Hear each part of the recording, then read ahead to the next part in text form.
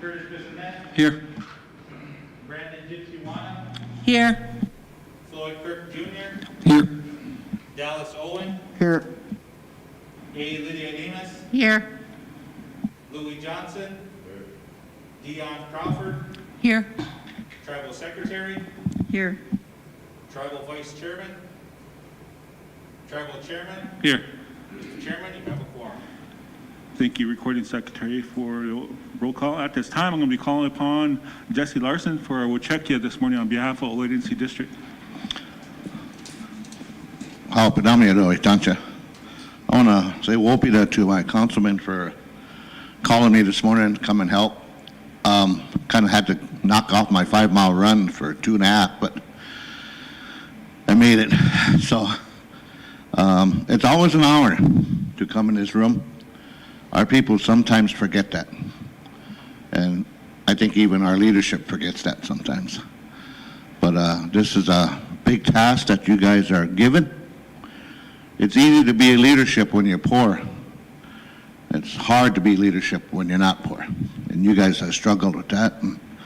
And my Koda, Councilman Flute, apparently these are our colors at Old Agency. So you got to wear red when you come to Old Agency now, since we're our gang. So Nina Wopida, I just want you to remind the people out there and in here that this is a sacred room. What's said here should be honored and respected. And then with that, I show respect to my Dekshi, Delano, and the ones older than me here, Myrna and Miss Amos, all the Kushis. So with that, I ask that in your hearts, Nija Chekedo, I ask you to pray. Pray for your districts and your families, because as a service to the government, the greatest service we have is to Wakantaka. And then the next greatest service is to Oyate, and that's what you guys are doing. And we forget that. This is an honor that's put on you guys by the people. And even our people forget that. But always keep the people in your heart, your family in your heart. And so, Nina Wopida for standing strong and together, doing the best you can. That's all we ask. So, when better to have Atewa Kantaka Tagashana Winikia Wamadiki Wachashta Naji have a Chekia do a care a better to have you Tagashana. Wopida Tagashana better to have. Wana oitanchas owas wana omanichi wana yuha sisitu wan wakpetu wana oyate tagashna da ko ichuni do tagashna inuka po oke owo umshida edo oase wana udo tagashna inuka po opida tagashna better dehe wana 7 districts owas tagashna umshida edo ake nawaza do umshida edo a better de Tagashana, Dako Ichunido Tagashana, Diane Wexia had Tagashana, Sisituan Wakbetuan Oyate Tagashana, Ushidaido Tagashana, a better de had Tagashana, Wopida Tanka Tagashana, how Matakiwas.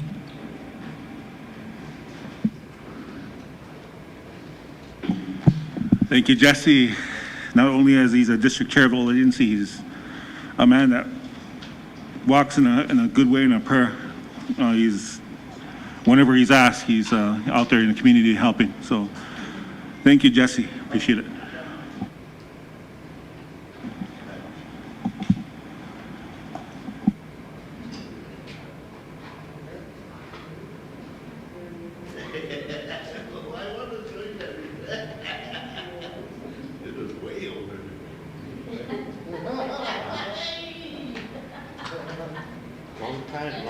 Long time old.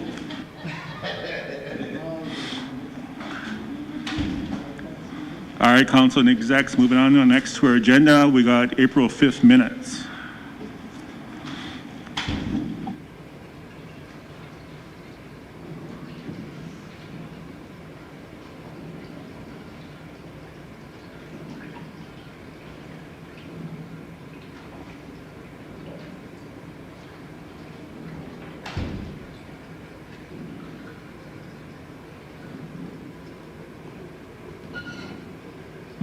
have a question. Go ahead, Gypsy, floor is yours. I'm looking in the minutes, and I don't know if this is a typo or if that's how we do it, but the budget amounts, the second set of three's got a period instead of a comma. So I'm like, is that supposed to be in the millions or 1,000? Sorry, Gypsy, what motion are you on? Where are we at here? Like motion number 11.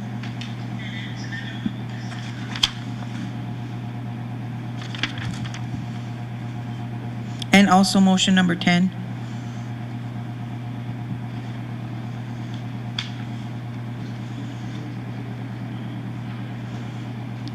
Is it 28,000 or 28 million? 28,000 for Monday. Because it has three, the dot 000. 28 million? Okay, yeah. Gaming budget, so, Yeah, so see, there's a period there. So type. So the Right? both 10 and 11 motions. Yeah, 1.8, right? yeah. So I mean, I just changed the period to commas.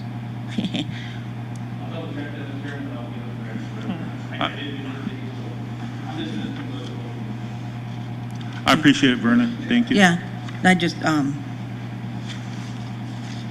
Thanks for I just catching that, remember doing Gypsy. 28 million and checking.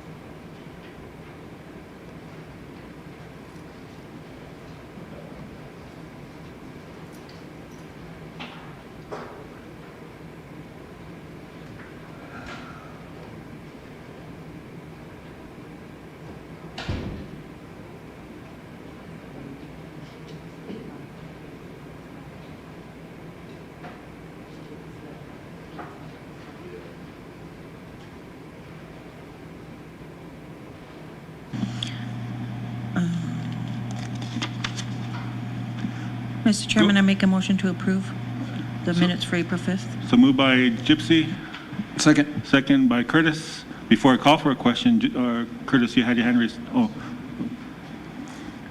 Gypsy just beat you to that, huh? Okay. Is there a question? Question by Buffalo Lake. Brandon Gypsy Yes. Floyd Kirk Jr., Yes. Dallas Owen. Yes.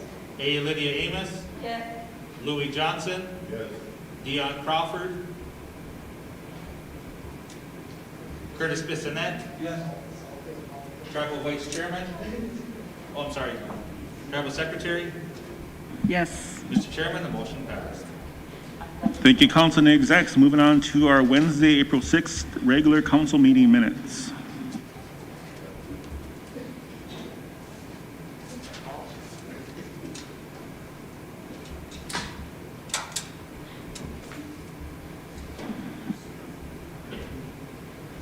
Is Susie being Hale over there?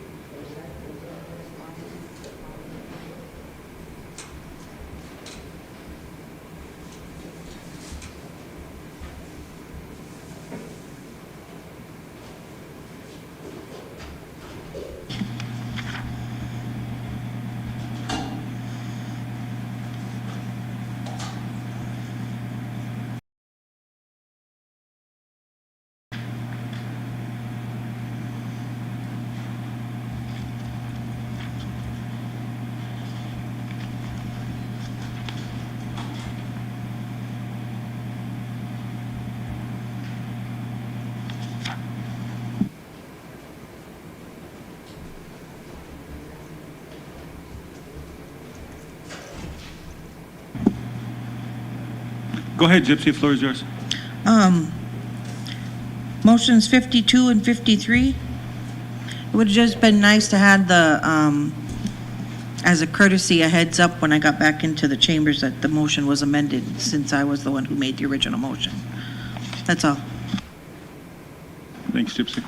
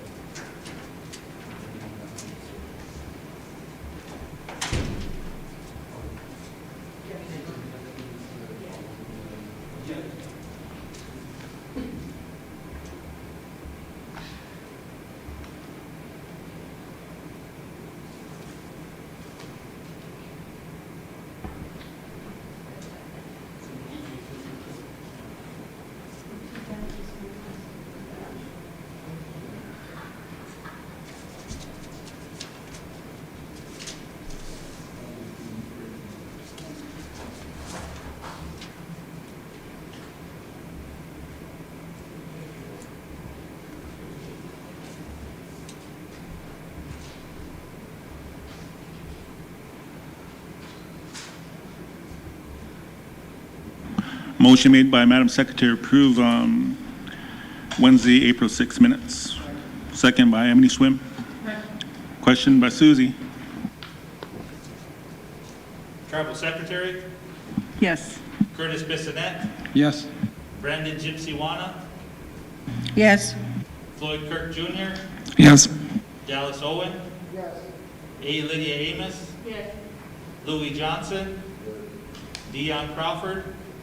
Yes. Mr. Chairman, the motion passed. Thank you, Council and Execs. Moving on to Monday, April 25th, special council meeting minutes.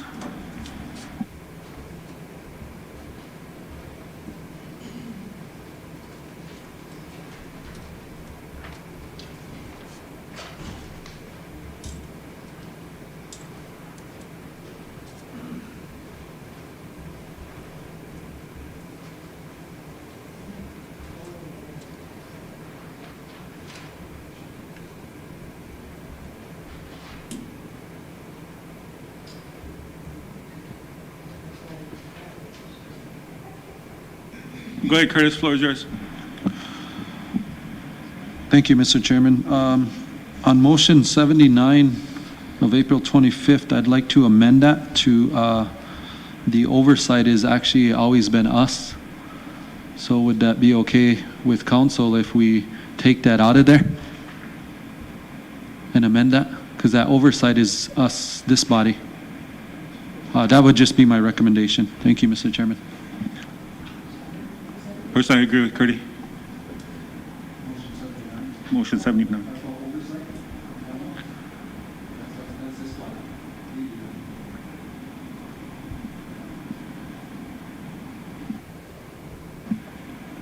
So just, you're, oh, sorry. Go ahead. Dion, floor is yours. Lost myself for a minute there. Sorry, Mr. Chairman, I apologize, council. So do we want to just amend it to remove oversight? So move, Mr. Chairman. Motion made by Dion. Second by Curtis. Question by all agencies.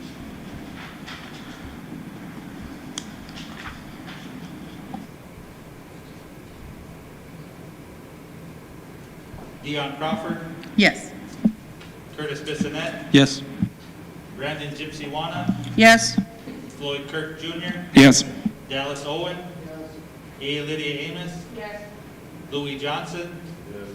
Tribal Secretary. Mr. Chairman, the motion passed. Thank you, Council and Execs.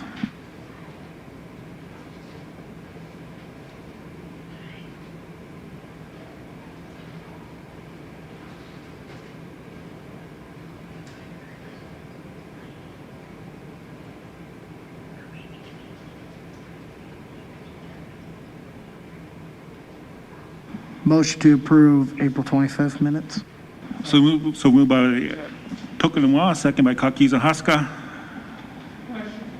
Question by Yagata. Which minute did you say that was? April 25th. Dallas Owen, Yes. A. Lydia Amos. Yes. Louis Johnson. Dion Crawford. Yes. Curtis Bissonette. Yes. Brandon Dipsy-Wana. Yes. Floyd Kirk Jr. Yes. Travel Secretary. Yes. Mr. Chairman, the motion passed. Thank you, Council and Execs. Moving on to our regular for-profit meeting for April 27th and our final meeting for April.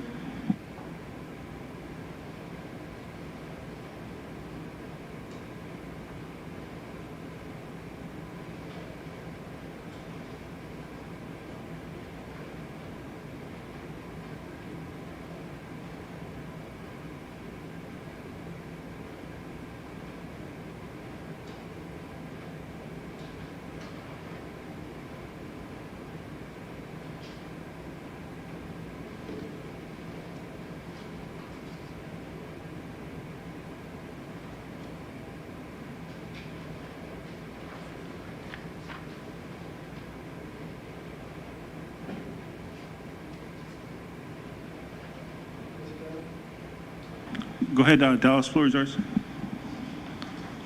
Was a legal review request sent to Steve Gunn for motion 90.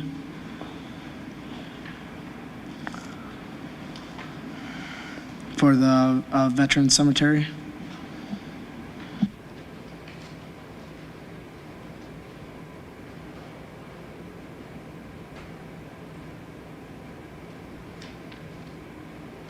Actually, Dallas, I'm gonna have to double check that real quick with the Veterans Program. Because if I remember, unless the office staff signed it, I didn't sign a review. So, yep.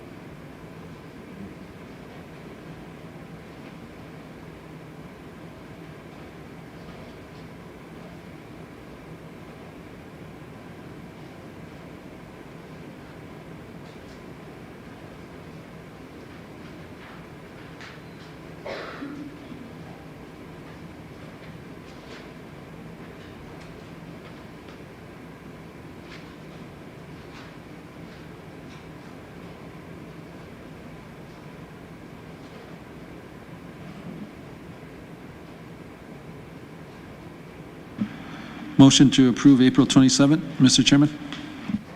So moved by Curtis, Second. second by Gypsy. Question by Louis.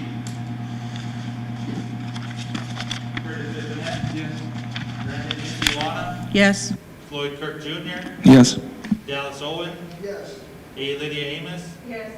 Louis Johnson. Yes. Dion Crawford. Yes. Travel Secretary. Yes. Mr. Chairman, the motion passed. Thank you, Council and Execs, and I just want to give everybody the heads up, and I appreciate after the for-profit meeting that day, we went out to the sports book opening. It was the first one in the state of South Dakota, actually. I appreciate Curtis, Louis, Susie came along with me. if you guys never watched the video yet, you're gonna have to watch it. Curtis did a great job of representing and also telling his part of the story of those football players. So appreciate it, Curtis.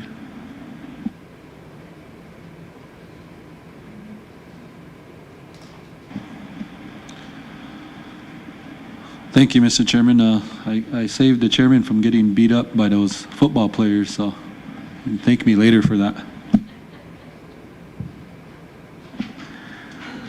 Moving on to our executive resolution number 2204, authorization to submit the Indian Highway Safety Program for the FYI 2023 competitive grant.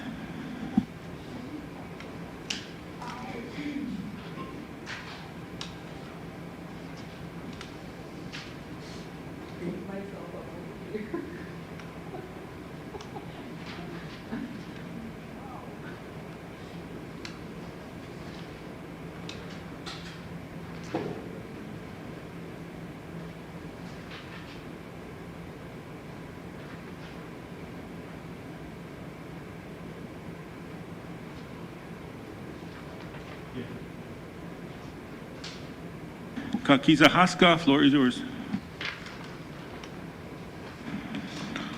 Is there a amount on this grant?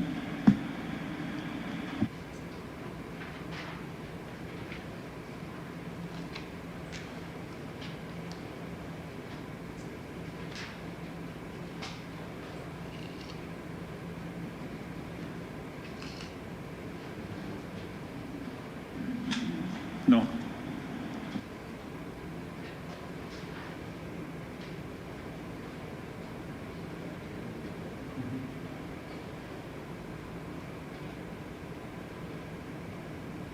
Curtis is usually an annual one for every year that they put in for. I'll make the motion to approve that. So moved by Resolution. Haiba, Second. second by Kakiza Haska. Is there a question? Question? Question by all agency. Brandon Gypsy Wana, Yes. Lloyd Kirk Jr., Yes. Dallas Owen, Yes. A. Lydia Amos, Louis Johnson, Dion Crawford, Yes. Curtis Bissonette, Tribal Vice Chairman, Tribal Secretary. Yes. Mr. Chairman, the motion passed. Thank you, council and execs. Going on to the chairman's report. At this time, I got a Don Burley from IT. Don's still getting my written report for you guys all. She's still making copies, so it should be here shortly. So in that time, we could just call upon Don.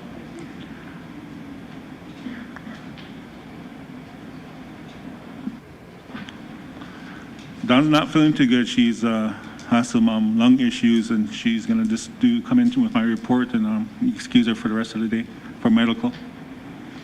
So whenever you get a chance, Don, make sure your mic is on.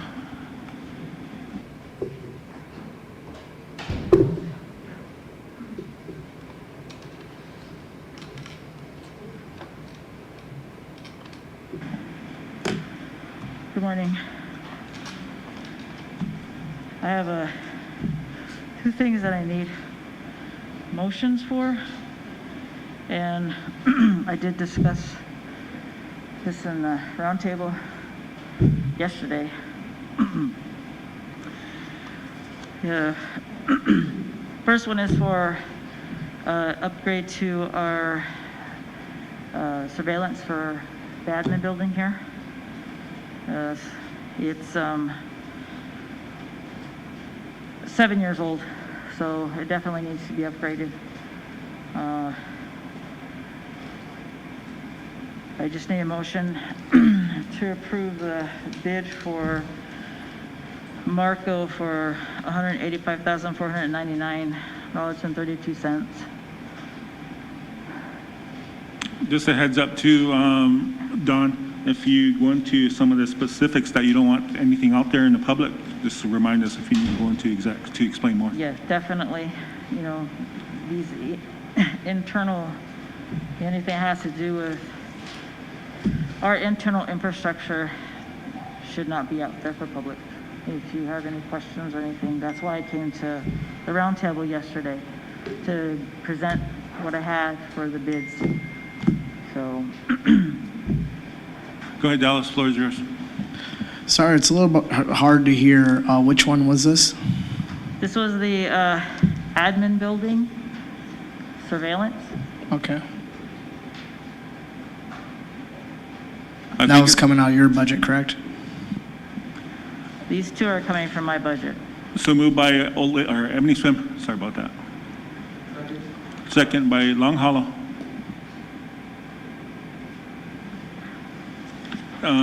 It's for the surveillance equipment that's been updated. And I think the last time has been, what, 6, 7 years now? 7 years. 7 years.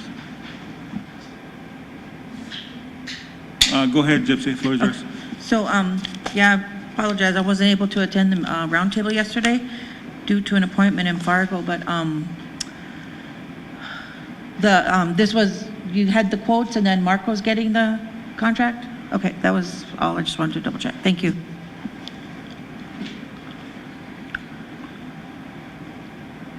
Anything else coming from leadership? If you have any questions or comments for Don? If not, I'll call for a question. Question by all agency. One, 185, 499, 32. Thank you. Dallas Owen? Yes. A. Lydia Amos? Yes. Louis Johnson? Dion Crawford? Yes. Curtis Bissonette? Yes. Brandon Gypsy-Wana? Yes. Floyd Kirk Jr.? Yes. Tribal Vice Chairman? Tribal Secretary? Mr. Chairman, the motion passed. Thank you, council and execs. Anything else, Don? I have one more. This is for multi-factor authentication. It's kind of self-explanatory, but you know, it's necessary for security-wise in regards to anything like when we have work from home, remote access, you know, workplace. This basically gives us another added layer of security. So this is another thing that I brought in. It's coming from IT's budget, and this one is also, Marco got it for $54,000.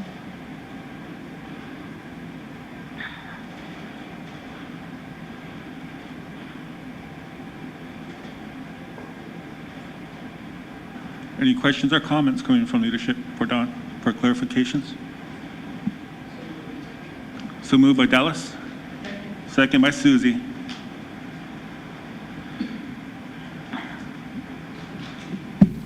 Question. Question by all agency. Dallas Owen? Yes. A. Lydia Amos? Yes. Louis Johnson? Dion Crawford? No. Curtis Bissonette? Yes. Brandon Gypsy-Wana? No. Floyd Kirk Jr.? Yes. Tribal Vice Chairman? Yes. Tribal Secretary? Yes. Mr. Chairman, the motion passed. Anything else, Don? That's all I have for now. Thank you. Thank you for coming in. Make sure you get well and rest up.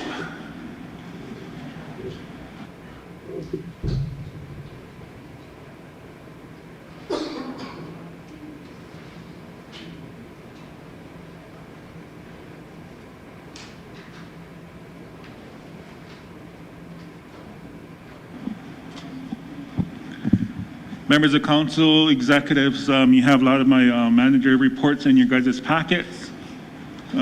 This is for you to review. If any questions, let me know. Those are public information, so when you guys have your district meetings, you can disperse those for me.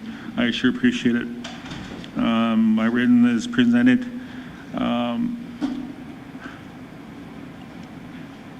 Only action item I wanted was also too was discussion is our legal Megan.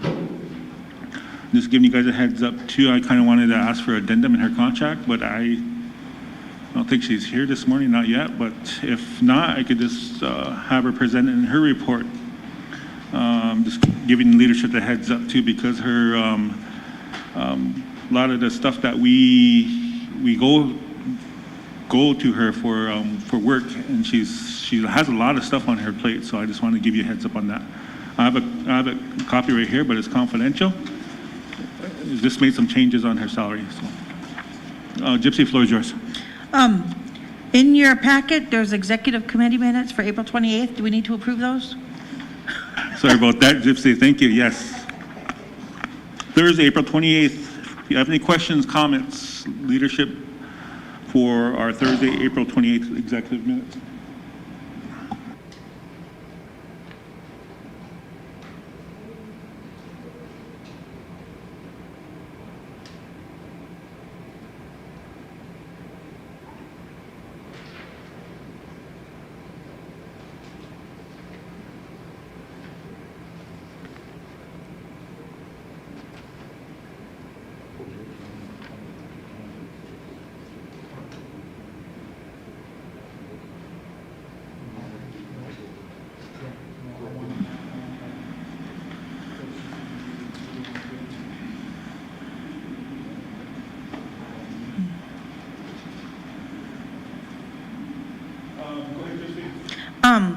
Motion number 5 for, the one that says for tribal roads to keep the excess property sales from tribal road auctions. Is that equipment, equipment list with property and supply, or how do we have that tracked? What motion is that, Gypsy? Number 5 on Number your. 5? Yeah. For inventory purposes, how is that tracked? There is a list.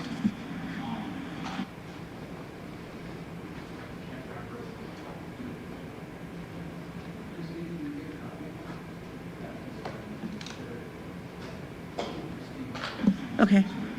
Okay, thank you.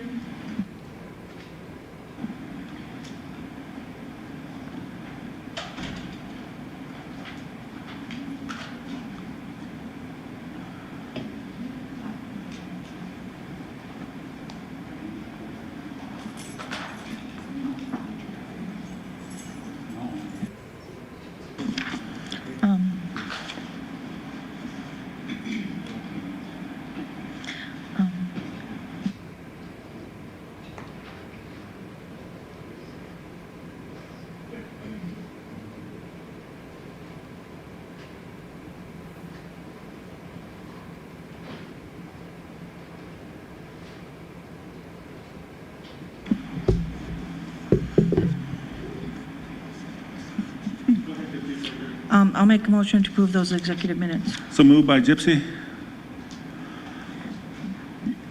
Second. Second by Oladinsey.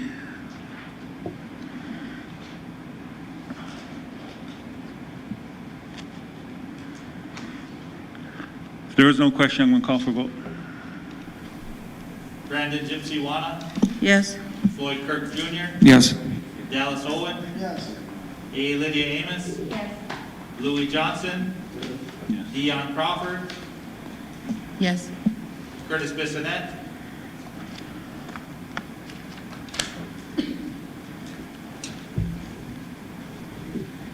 Tribal Vice Chairman, Yes. Tribal Secretary. Yes. Mr. Chairman, the motion passed. Thank you, Council and execs. I got Meg. Oh, go ahead, Dion. Thank you, Mr. Chairman. So I had a question on one of the items in your report, and I'm glad that Megan's here, so she can kind of, it'd probably be for her to answer. So I was looking at the statistics that came from law enforcement, and I saw that there was possession of marijuana, several cases of possession of marijuana, and so I thought because we had passed the medical code that we would start, that people wouldn't be charged with that, and maybe it was an excessive amount or something, but that was my understanding, and that was part of the reason why we pushed so hard and so fast to get that passed, so that those disparities weren't put on our people at that level. Thank you. Good question, Dion. I don't think they're charged in court, are they? Megan? The medical marijuana code specifically deals with marijuana in regards to the individual having a medical card. So if the person doesn't have a card, it's still in our criminal code as a crime. Follow up, Mr. Chairman. Go ahead, Deanne, floor is yours. Thank you, Mr. Chairman. So then what we would need to do is we would need to, would it be beneficial to create that office that we would be able to give medical cards to individual members here? Correct. Okay. That would alleviate some of that, also changing the code section. Okay, Of the but criminal. if we had an office here to give Yes. medical cards, that would help. Okay, Well, thank you. we do accept other cards as well, so Other jurisdictions? yes. Okay, thank you. Thank you, Mr. Chairman.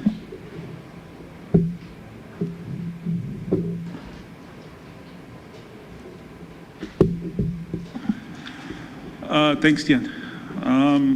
Members of the council, I kind of give you a heads up for addendum in her contract. So if you won't mind, can we go into exec just to touch on that?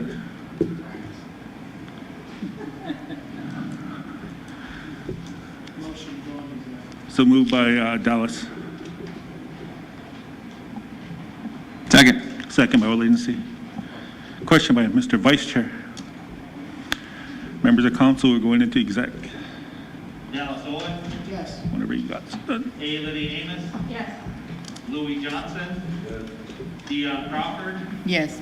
Curtis Bissonette, Brandon Gypsy Yes. Floyd Kirk Jr., Yes. Tribal Vice Chairman, Tribal Secretary. Yes. Mr. Chairman, the motion passed.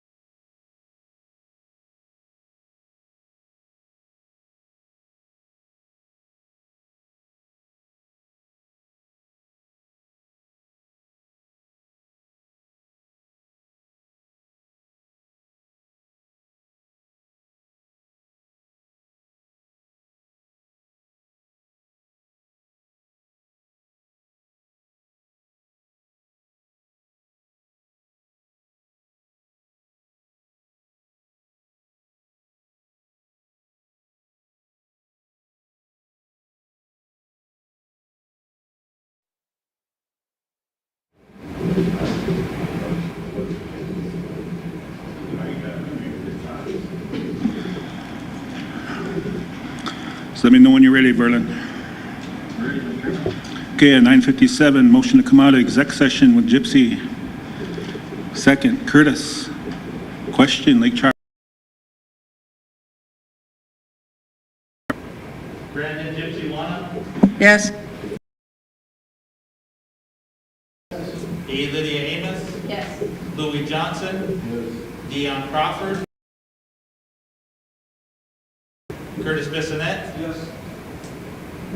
Tribal Vice Chairman. Yes. Tribal Secretary. Mr. Chairman, the motion.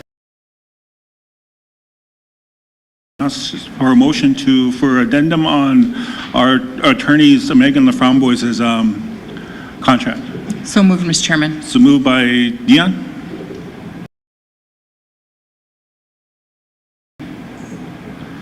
Question by Madam Secretary.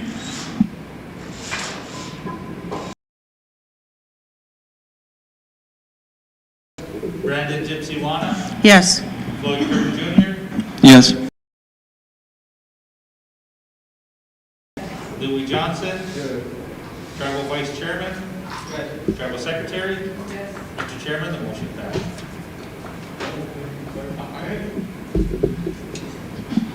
Thank you, Council and execs. I'm sorry, Dallas. I did that just to bother you, to unload them halfway. So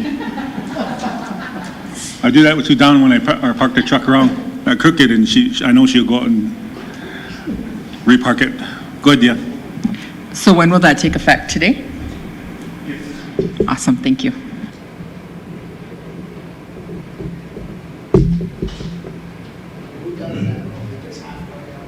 I do. Just to bother you.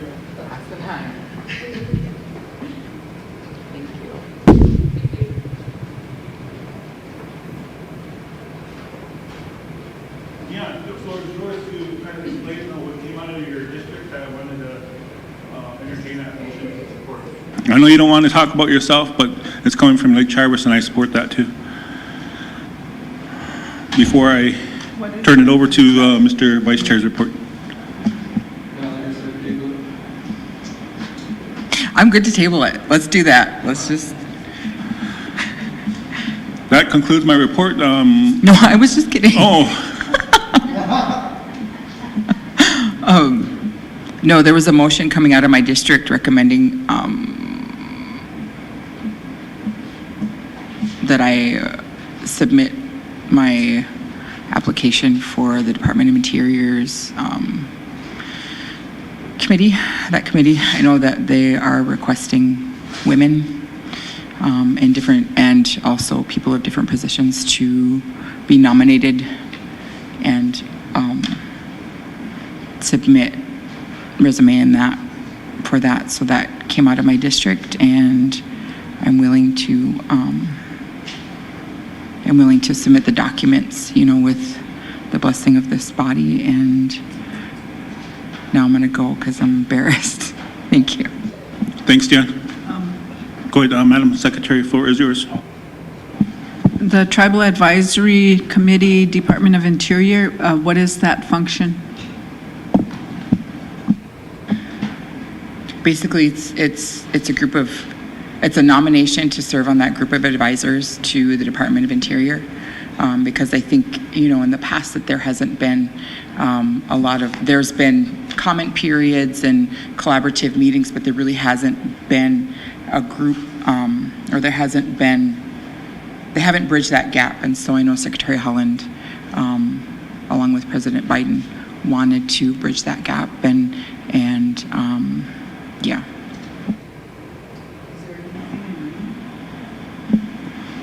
It's on their website. So I'm gonna go take a break. Mr. Vice Chair.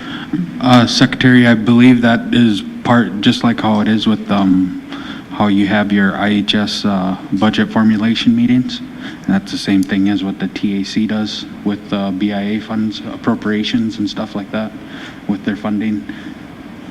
I guess what I'm wondering, is it a consultation group, or is it about consultation? Does she need a letter of proxy from the chairman? Is it something a tribal I believe she'll get that nomination and go to Great Plains Travel Chairman's Health Board, or not Health Board, but Chairman's Association. And then she represents our region, right? Yeah. How about I just email you and just deal with it when DCA gets here? Go ahead, Curtis, floor is yours. So I understand that you got to put in for, and they got to accept you, correct? Yeah. So that's. It's just a nomination Yeah. from my district, that's it. So I think basically what she's asking for is just a nomination on this body, and there's no guarantee that they'll accept her anyway, so it's just, and then if they don't, then we try again with somebody else, so. I was asking because I know when you're nominated to these tribal advisory committees on a national level, that you have to have a letter from the chairman. And basically, you don't need a motion from your district. You need it from this body. And this is not that way? Okay. Thank you. Go ahead, Dallas. Well, Mr. Chairman, you voiced support for this nomination already, so I'll make that motion to nominate Dion to continue on this endeavor. So moved by Dallas. Second by Curtis. Question by Susie.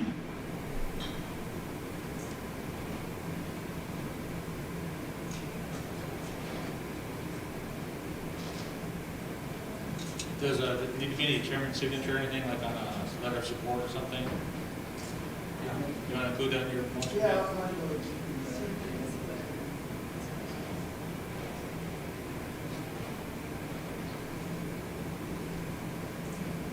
Dallas Owen? Yes. A. Lydia Amos? Yes. Louis Johnson? Yes. Dion Crawford? Abstain. Curtis Bissonette? Yes. Brandon Gypsy-Wana? Yes. Floyd Kirk Jr.? Yes. Tribal Vice Chairman? Yes. Tribal Secretary? Mr. Chairman, the motion passes. Thank you, Council Execs. That concludes my report. Just a heads up, leadership, Randy Jordan will not be here this morning, so Verlin is working on someone else to fill in his spot so we could keep our agenda going, probably someone from tomorrow. It'll be Breon Lake, admin building manager, he's going to fill that. Okay, thank you. Breon Lake will be 11:40. Motion to approve chairman's report. Go ahead. Curtis had his hand up first. Good, Curtis. I don't know if Don told you, but Steve Gunn wanted to call in. Your report, under your report? Oh, is he available? Yeah, he just Okay. texted me, so. If that's okay with you, Mr. Vice Chair? Taking some of his time away from his report, so. Floor is yours. Thank you, Mr. Chairman. So I know that this technically falls under your purview, Mr. Chairman, and so I just wanted to make a motion to have legal start contract negotiations with Bryce Roberts for his cleaning services as outlined in the scope of work published in the completed request for proposals. Motion made by Dallas. Before I ask for a question, or before a second, I want to make sure Verlin has that motion. You have to ask the program manager if he can answer, though. You know.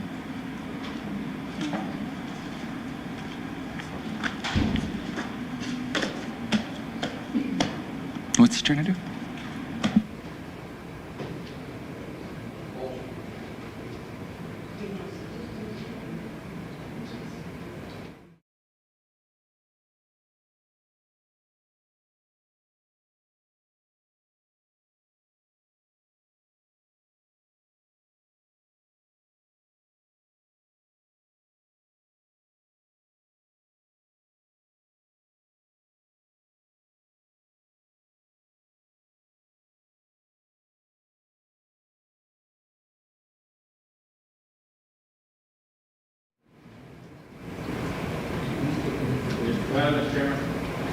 Okay, is there a second?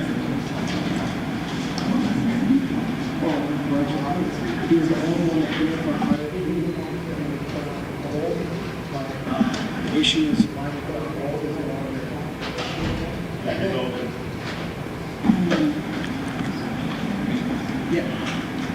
Second. Second by latency. Question. Question by Dion. Dallas Owen? Yes. E. Lydia Amos? Louis Johnson? Dion Crawford? Yes. Curtis Bissonette? President, can you just quick read back the motion, please? Have legal start to negotiate a contract with Rice Roberts for his cleaning services as outlined in the scope of work published in the completed request for proposal. Yes. Brandon Gypsy No, I don't know what we're talking about. Floyd Church Jr., Yes. Tribal Vice Chairman, Abstain. Tribal Secretary. No. Mr. Chairman, the motion passed. Thank you, council and execs. Is Mr. Gunn available? I don't think I heard a beep or anything.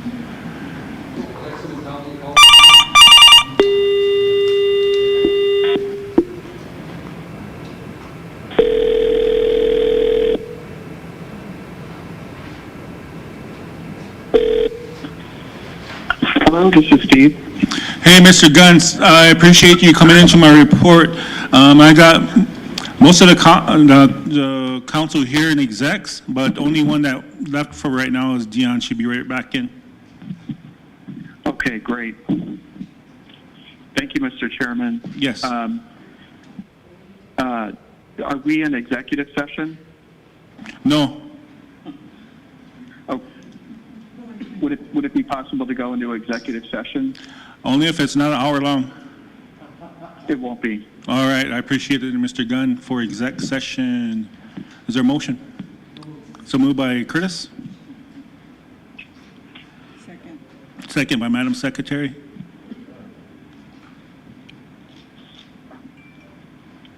Question. Question by all agency. Curtis Bissonette? Yes.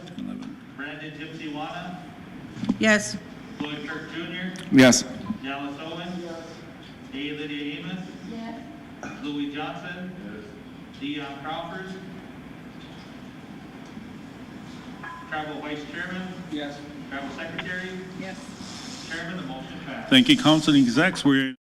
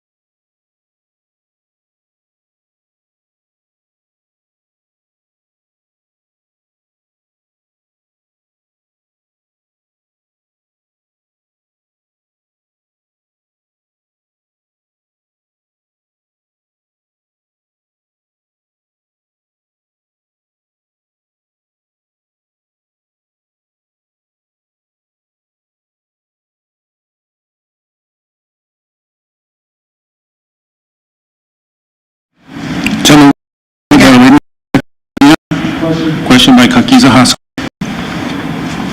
Willie Kirk Jr., Yes. Dallas Owen. Yes. Kay Lydia Amos. Yes. Lily Johnson. Dion Crawford. Yes. Curtis Bissonnette. Brandon Nitiwana. Yes. Carol Vice Chairman. Yes. Carol Secretary. Yes. Chairman, motion passed. Thank you, Council and Execs. Moving on to Mr. Vice Chairman's report. Floor is yours. Thank you, Chairman. Before I get started, Steve, I know I kept you on. I'll start with you. I know we had the discussion of using ARPA for our powwows. Were you able to look into that? Yes, I think that you can use ARPA money to provide, there would be two avenues. One is to provide programs and services to the extent of a reduction in revenue. That would be the revenue replacement. And then secondly, if the powwows were run, if they were COVID vaccination events to increase COVID awareness and COVID vaccination, then you would very likely be able to justify the cost as a public health measure in response to COVID. There is also the behavioral and mental health community wellness aspect of, providing a community event for people to come together after 2+ years of being sheltered in place and locked down, essentially.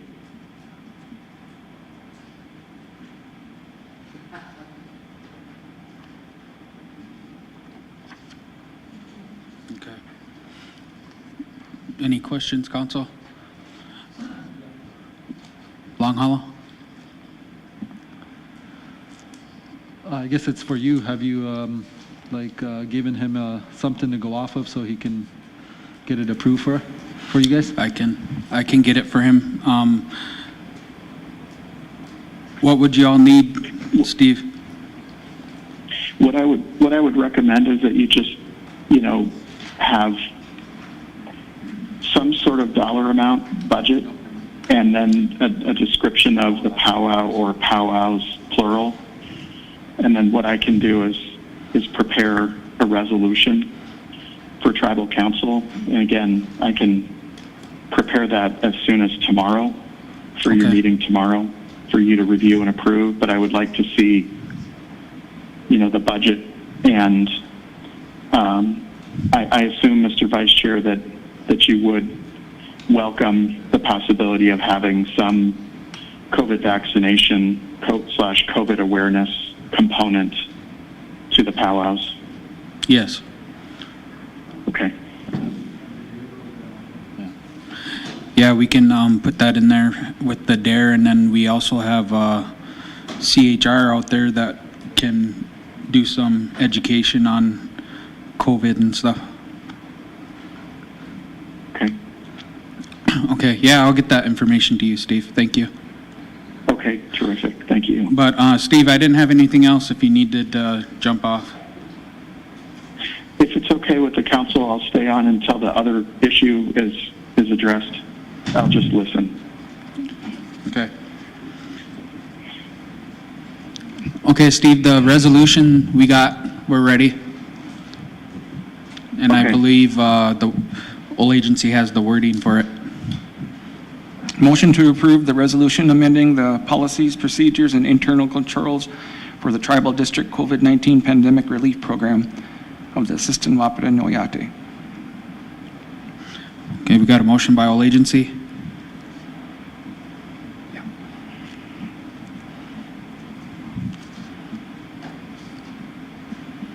This is just the amendment that That resolution. Steve did, that we just went over. Second by Madam Secretary. Question. Question by Mr. Vice Chair. Floyd Kirk Jr., Yes. Dallas Owen, Yes. A. Lydia Amos, Yes. Louis Johnson, Dion Crawford, Curtis Bissonette. No. Oh, I'm sorry, I didn't see you. Was that Louis? Curtis Bissonette. Yes. Brandon Gypsy-Wana, Yes. Tribal Vice Chairman, Yes. Tribal Secretary.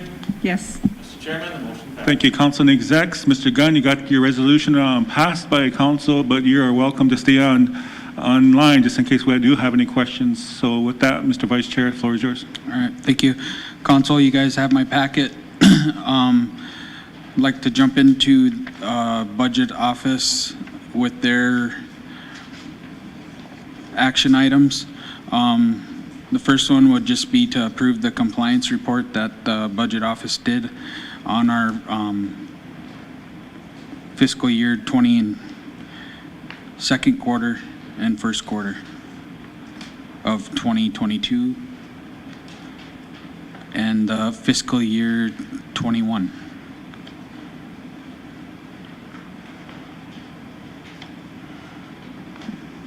Floor is open to any questions or comments for Mr. Vice Chair for clarity.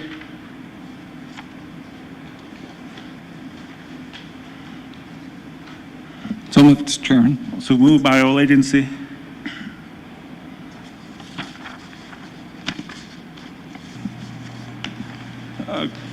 Question over Dion, the floor is yours. Is it this?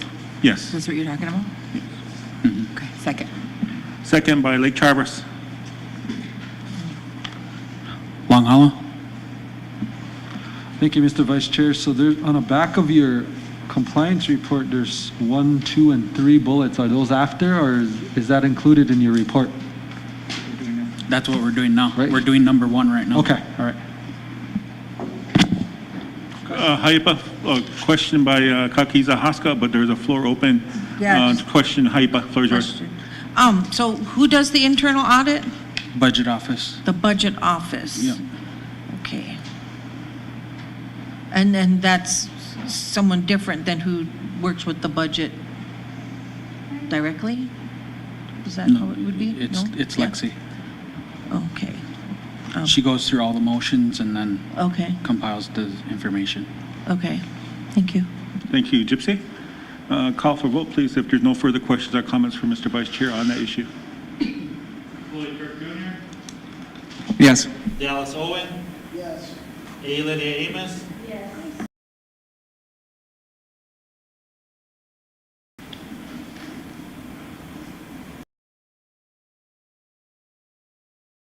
I just had a comment before I vote. I want to thank the Budget Office for, and it's really good to see that we're doing a lot better in fiscal year 22 as far as compliance. So Yes. Brandon Gypsy-Wana, Yes, Tribal Vice Chairman, Yes. Tribal Secretary. Yes. Mr. Chairman, the motion passes. Thank you, Council and Execs. Floor is back over to Mr. Vice Chair.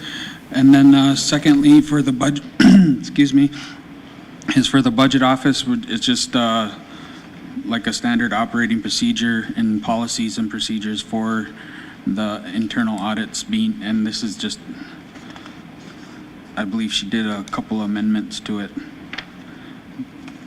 But she would like it for something to stand on when she starts to do the compliance audits on grants and stuff like that. Any questions or comments coming from leadership? You have the handout for that, the audit policy procedures. So move. So moved by all agency. Go ahead, Dion, floor is yours. thank you, Mr. Chairman. So is this going to become a part of the accounting manual? Huh? This policy will become a part of the accounting manual, or is it amending the accounting manual? It's amending. Okay. It's already in there. Second. Second by Lake Charvers. Question by Madam Secretary. Floyd Kirk Jr., Yes. Dallas Owen,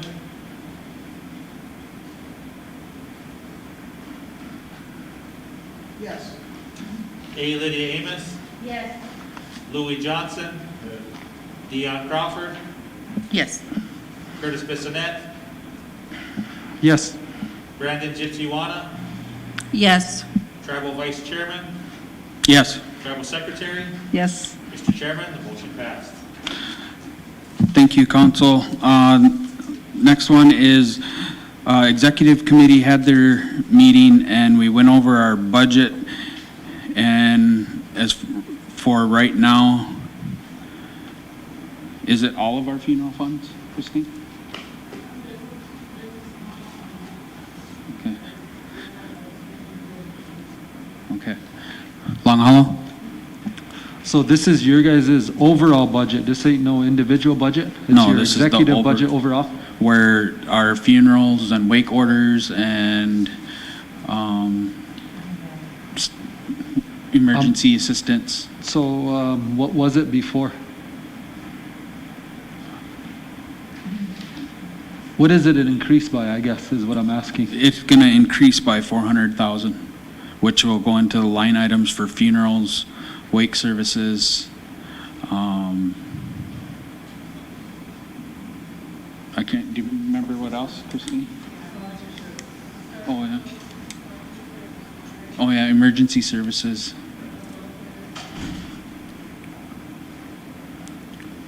Go ahead, Gypsy. We kind of talked about the funeral expenses before, right? Because the Cahill price increased and we were going to use up what we could. That was already in there, so we were kind of knew ahead of time that we would be running short on the funeral portion, right? Right. Yeah. There is, I don't know how council feels, but, you know, we do the 1,500 to the districts every month that comes out of that budget. If we would cut that, that would leave the increase to 275. But in total, it would, if you didn't do that, it would be 400.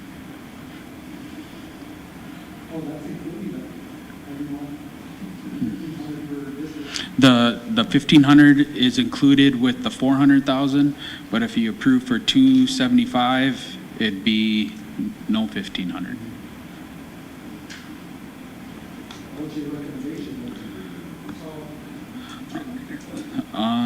Depends. Do you wanna, I'd say the 400. So move. So moved by Olega.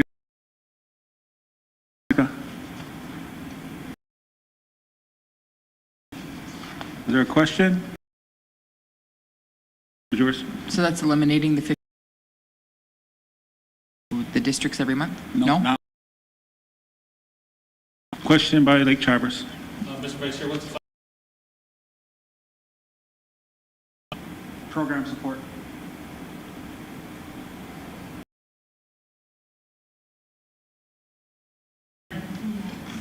Yes. Dallas Owen? Yes. A. Lydia Amos? Yes. Louis Johnson? Yes. Dion Crawford? Yes. Curtis Bissonette? Brandon Gypsy-Wana? Yes. Tribal Vice Chairman? Yes. Tribal Secretary? Yes. Mr. Chairman, the motion passed. Thank you, Council and Execs. Floor is yours, Mr. Vice Chair. Thank you, Council. That's what I have for the budget office. Yep. I've been talking with Dakota Bank and I incurred on a credit card. I didn't know how much. I said 50,000.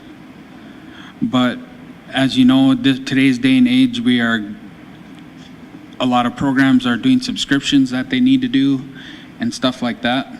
But this credit card would be used for subscriptions and finance would be taking it out of the program's budget to pay for that subscription.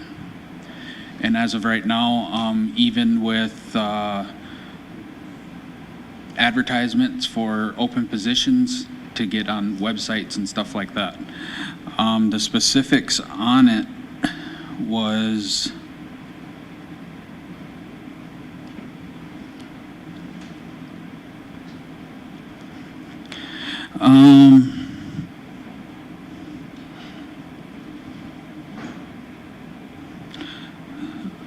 there's a cash back of 1.5. There's no annual fee, 0 interest for the first 6 months. But that's the gist of it. In between 12 and 21, like a regular credit card. Go ahead, Dion. Thank you, Mr. Chairman. So who would be the signatory or the authorized user on that? That's what the bank needs. I'm thinking it'd be the executive committee, like it is on all the other signature cards. So is this a debit or a credit? Credit.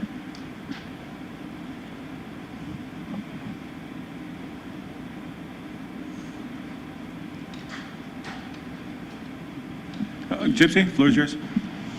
I would think if this were to get approved, we would need to, I think council would need to see, all the charges that went to the card as well as the payments.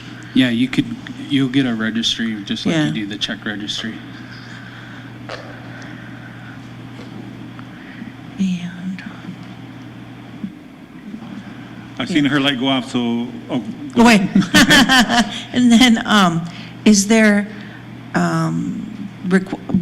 is there a limit to what could be charged on there? As of right now, I have it limited to subscriptions. Okay. go ahead, Curtis. I know this isn't comfortable to say, but there's been there's been issues in the past with credit cards here, and we all know that. That's always been there. But I think with this day and age changing and stuff, I think everybody's going paperless. But I agree with Haipa. We probably need to see some reports on that as you guys use it and stuff, and making sure that we're using it for whatever it's approved for. Thank you, Mr. Vice Chair. Thank you, Curtis. Madam Secretary? I think because it's going to be a check and balance, I mean, because we ran into this issue with program managers that subscribe to these different software, and Sarah knows this, and Audrey, because in the past when Greg Bennett was here, we would get approval even for a $50 purchase because we didn't have a tribal credit card, and in the past it was under the chairman. And so they would use this credit card to pay for their subscriptions, and then they would reimburse the tribe for that amount. So it would be a benefit to help these programs because they're not allowed to use their personal credit cards. There is one because And it just takes such a long time to get any approvals like that for them. So I think this would be a good thing, even if it's 25,000, I think that would still work. executives. But that's just my input on that. Thank you. Thank you, Madam Secretary. Anything else coming from leadership for Mr. Vice Chair? Sure.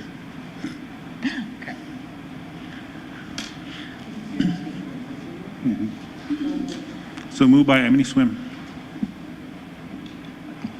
Second. Second by all agency. Question before for a question, Dion. Go ahead, floor is yours. Question, can we add in, because I looked through the accounting manual and there's nothing in here for that, so can you add to your motion that there would be a policy for that by Friday? Or before you get it, before it actually comes? Can you add that to your motion, Dallas? Or whoever made it? Mr. Chairman, there was a credit card policy passed years ago. I can see if I still have a copy of it, but otherwise it should be somewhere in the manual. I'm looking right now and I can't find Yeah, it it. might not be in the manual, but there was a separate credit card policy. Okay, But I'll have something before Friday. okay. Yeah, there is one drafted. Greg Bennett was the only one that had access to it. But I think Dion's asking for it to be added to the accounting manual. Or Yeah, so that there's something in the policy in that who would have, I'll get on that. who would have the authority and all So, of that. yeah, I'll add it, have it in there before the usage of the credit card then. Actually, I'll try and have it done to bring to our executive committee minutes. Awesome, soon thank you. On our next meeting. Question. Question by Lake Traverse.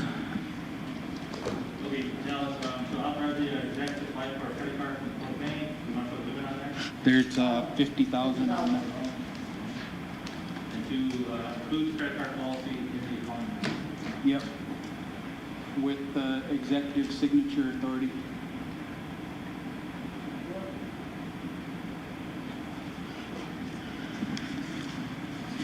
Dallas Owen? Yes. A. Lydia Amos? Yes. Louis Johnson? Dion Crawford? Yes. Curtis Bissonnette? Yes. Brandon Dipsy-Wana? Yes. Floyd Kirk Jr.? Yes. Tribal Vice Chairman? Yes. Tribal Secretary? Yes. Chairman, the motion passes. Thank you, Council and Execs. Anything else, Mr. Vice Chair? Thank you, council. Go ahead, Dallas, floor is yours. So I just wanted to say that since we're under the Vice Chair's report, I just wanted to make a motion to have the $10.5 million allocated to the 7 districts prorated by population so as to maintain fairness with regards to financial resources in the tribe. Motion made by Emmy Swim. Of the ARPA funds. Yep. Second. Second by Haipa.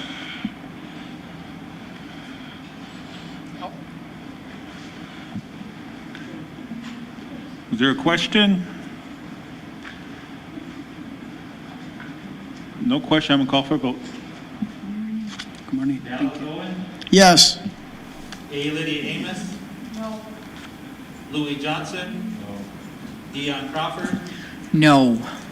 Curtis Bissonnette? No. Brandon Dipsy-Wana? Yes. Floyd Kirk Jr.? No. Tribal Vice Chairman?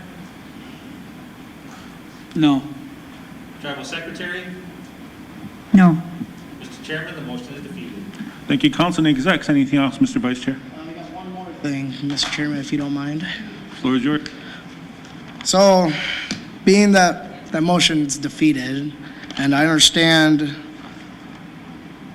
that, this money was meant to enhance the prosperity of our districts for economic development. That was the whole reason for that discussion to begin with. And so, given the plans that we have seen come through here, just by looking at the different registered voters per each district, I find it only fair that if we're going to be providing social services. Gotcha. Since these are going to be providing social services, that, each district should be able to provide services to their communities. And so with that, I'd like to make a motion to allocate an additional $642,000 to Enemy Swim District, $306,000 to the Haipa District, and $222,000 to Old Agency District, for a total of $1,170,000 to allow these districts to better serve their communities, as these 3 districts have the largest voting rosters. I'd like that funding source to be any unallocated or reallocated American Rescue Plan allocations. So moved by Emmy Swim. Question over here. Dion, floor is yours. Thank you, Mr. Chairman. So I'd like to, and I'm saying this not to you, Dallas, because I know that that after DCA came in with this motion and you honored their request, we all honored their request. And then your district started to request from you to prorate. I know that you tried very hard to convince us to prorate. And I want to commend you for doing that on behalf of your district, because I think that at the DCA level, that's where that should have happened, because they came in with a request. So I want to really commend you for advocating for your district. However, I would also say that because of you and your leadership, Enemy Swim District got allocations for schools within your district that none of the rest of us got. Yet nobody at Lake Traverse was asking for additional money. And I know we've had serious discussions about that, but my goodness sakes, they got, Enemy Swim not only got the 1.5 everybody else got, but they got money for a Head Start building, and they got money for an immersion school within that district. I mean, come on. Thank you, Mr. Chairman. Thank you, Dan, for voicing your opinion. We appreciate it. Second. Question? Second by all agency, question by Hypa. Dallas Owen, Yes. A. Lydia Amos. No. Louis Johnson. No. Dion Crawford, No. Curtis Bissonette, No. Brandon Gypsy-Wana, Yes. Floyd Kirk Jr. Yes. Tribal Vice Chairman,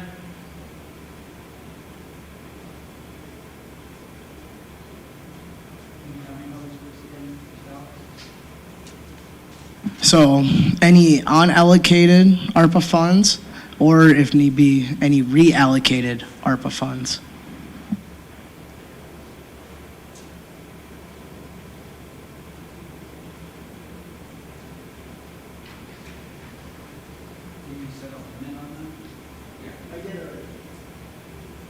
Mr. Vice Chair, the total will be 1.17 million.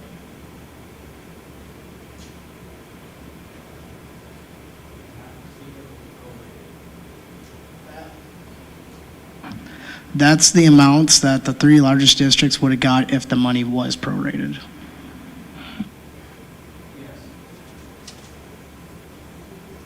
Tribal Secretary, Before I call for Madam Secretary Steve, Mr. Gunn, you still online? I am. Oh, yes. Got a question for you, Mr. Gunn, by Madam Secretary. Steve, I was just wondering, is there any limitations on that, or is it supposed to be evenly distributed?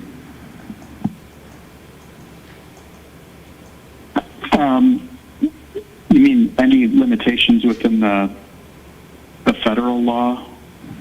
Yes. It would be, that would be a tribal decision. Okay. Dion? Thank you, Mr. Chairman. So I have a question for Steve. So if we're doing a per cap then, and we're doing it prorated per member, I thought it was in the guidance that you may not per cap the money. So this needs further legal review. This is ridiculous, because then now, what about Lake Traverse? I mean, I'll vote no. Mr. Chairman, the motion passed. Thank you, Council Execs. Mr. Vice Chair, anything else?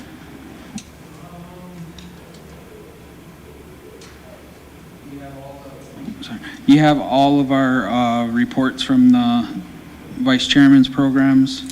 Other than that, Chairman, I don't have anything else. Oh, yes, I do, I'm sorry. Need a motion, it will come out of indirect cost. It's for our workplace program, to submit bills and stuff. That's the software annual fee. The amount is $20,336. Any questions or comments for Mr. Vice Chair from leadership? No questions or comments? Motion. Motion approved by Kakiza Haska, second. second by Bade Hadakia.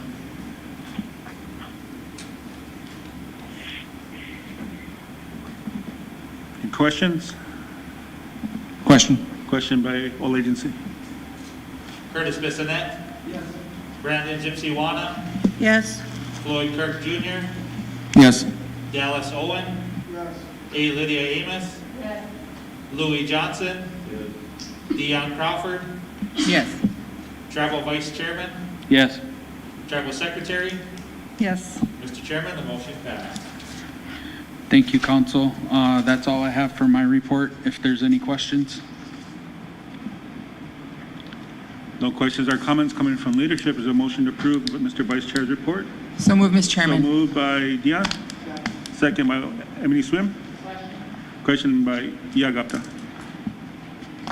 Dion Crawford, Yes. Curtis Bissonette. Brandon Gypsy-Wana, Yes. Floyd Kirk Jr., Yes. Dallas Owen. A. Lydia Amos. Louis Johnson. Tribal Vice Chairman. Abstain. Tribal Secretary. Yes. Mr. Chairman, the motion passed. Thank you, Council and Execs. We still have the Madam Secretary's report, plus we have some program managers coming, so we'll try to get most of it done by noon. Do you need a break? Okay, Madam Secretary needs a, I was gonna say, you don't smoke cigarettes, so you better work on your report.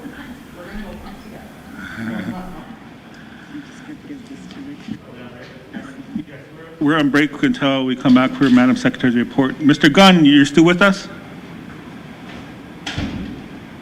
Yes, I am. All right, we're just giving you a heads up. We're taking a little break.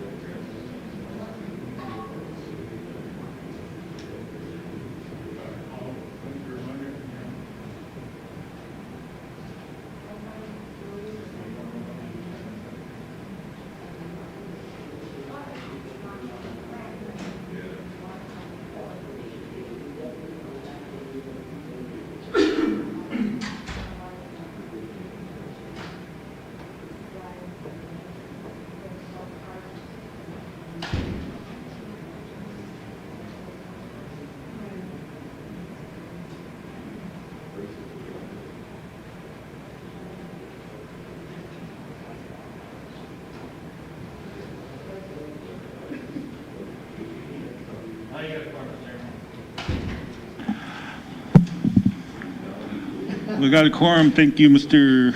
Dallas Owen and Curtis. So with that, I'm going to turn the floor over to Madam Secretary for her report. We got Dakota Pride, CHR, MCH Program and Health Coordinator. Good morning, executives, council, and the Oyate. The month of April was very busy, beginning with our regular tribal council meeting held April 5th and 6th. And I wanted to include that the tribal executives have outlined constitutional duties as well as executive administrative oversight of 63 programs between us, and with an average of 450 tribal employees. Our daily workload is tremendous. It is both challenging and interesting. It's good to be busy and get things done. We work hard, our staff and all tribal employees work hard to keep the Sisseton Wahpeton Oyate tribal government functional and operating. As you all know, the tribal executive officers, our executive committee, the chairman, vice chairman, secretary were elected at large to serve the people in this executive capacity. Political interference should not be allowed when administrative matters are involved. We operate from the structure of the established Sisseton Wahpeton Oyate personnel policies and procedures, and interference only serves to elevate a situation. In the past, policies and procedures stood for something. People sitting in positions knew their roles and followed established guidelines accordingly. Social media is good if used for positive information sharing, but it seems many use it for defamation of character attacks. What many forget is there's always two sides to a story or situation, and it seems that only one side is heard and action is taken based on a one-sided topic. Personnel matters and matters involving children are not public information. As tribal secretary managing the health and education programs under my administrative authority, there's always more issues to address, it seems. When you deal with people, service programs, it's a bit more challenging and sensitive than a typical program, as you want to be open-minded to see all surrounding sides of a situation. I made it a policy in my office that we do not deal in hearsay. We developed a complaint form, and if a person is willing to write it down and sign it, the issue and/or concern is addressed. And when there are several people in one program, the more issues you can have. When serious allegations are made against an individual, that individual should be afforded the opportunity to be heard as well. Due process should be given. I continue and remain committed in my service to the Sisseton Wahpeton Oyate. The warming house has officially closed for the season. It will open once again on November 1st of 2022. The last 2 weeks were somewhat difficult, but it was closed out for the season successfully. And right now I'm keeping 2 staff on for an additional 2 weeks to clean the unit and get things fixed.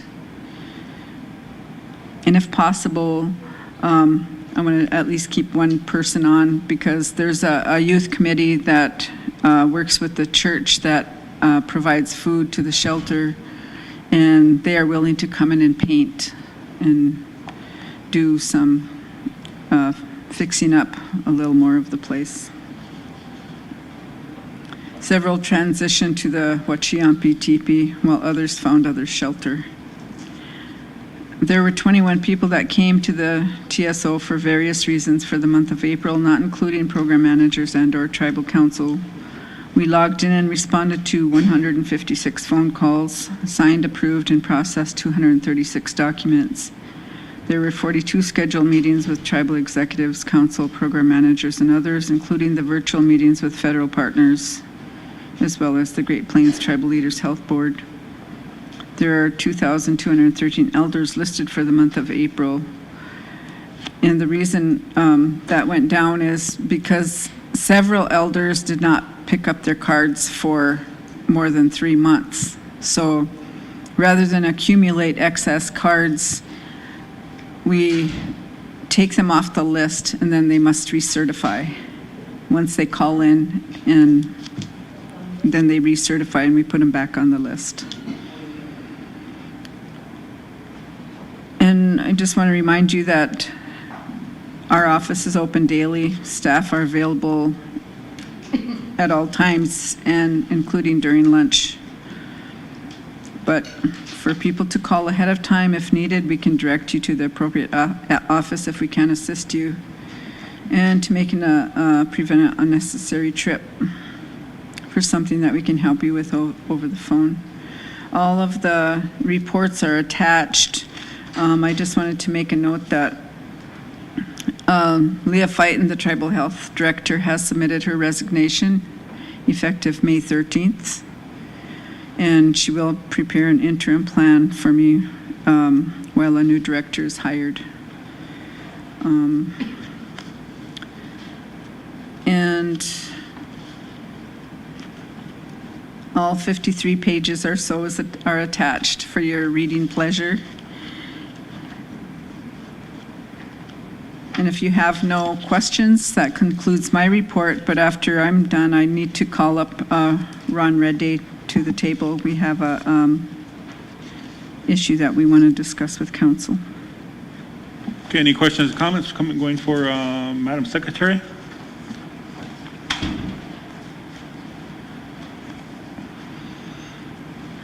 No questions or comments. Can we call upon Ron, Mr. Redday? If you're available, just make sure your mic is on. No, we don't necessarily need to go into executive session, but there was a quote that was that I brought to council last week and got approved, and for a repair of the door, and we had the two quotes, and one expired on Friday because nobody was available to submit it through Workplace. Yeah. So now he's here to ask if we can honor that, because it won't get through the procurement process because they will not process that. Well, I did get an email from Lenny, the procurement director, and she said there's a few other issues that she wants to handle first, so if we can go ahead and just table that for now. But I do have, the reason why I'm saying that is because when the two contractors came in and looked at the doors, each one of them actually repaired a little thing to kind of see if this was the problem, to kind of like troubleshoot it. And later on, then they sent us a bill for it. And we didn't know that they had kind of did a little troubleshooting to see what was wrong with the push buttons, or what it was the eye on it that opens the door and keeps it open so long and then closes it. But that was the reason why she wants to table it and get it requoted. And basically what the door is now, it is barely wide enough to get a wheelchair in there. Now, if we have a wide wheelchair, it probably won't fit, but it's basically just to bring us into ADA compliance. We do have a motion, already approving it, but if we could just table that. The second thing I have here is for a salad bar, if you have that in there. And you can see we got two quotes, one from Colinex, the other one is from Buller Fixture Company, which is a subsidiary of Cashway Distributing. And Cashway bid at $8,475 plus shipping. They didn't include the shipping, but it will be on there. And Colinex came in at $8,003.83 with free shipping. So I need a motion to approve that. It's coming out of our gaming and program support, 905-40-8601. Any questions or comments coming from leadership for Mr. Redday? Go ahead, Dallas, floor is yours. I'm assuming you want to go with Colinex? Colinex, correct. I'll make that motion for Colinex. Motion made by Dallas, second by Susie. Question by Louis.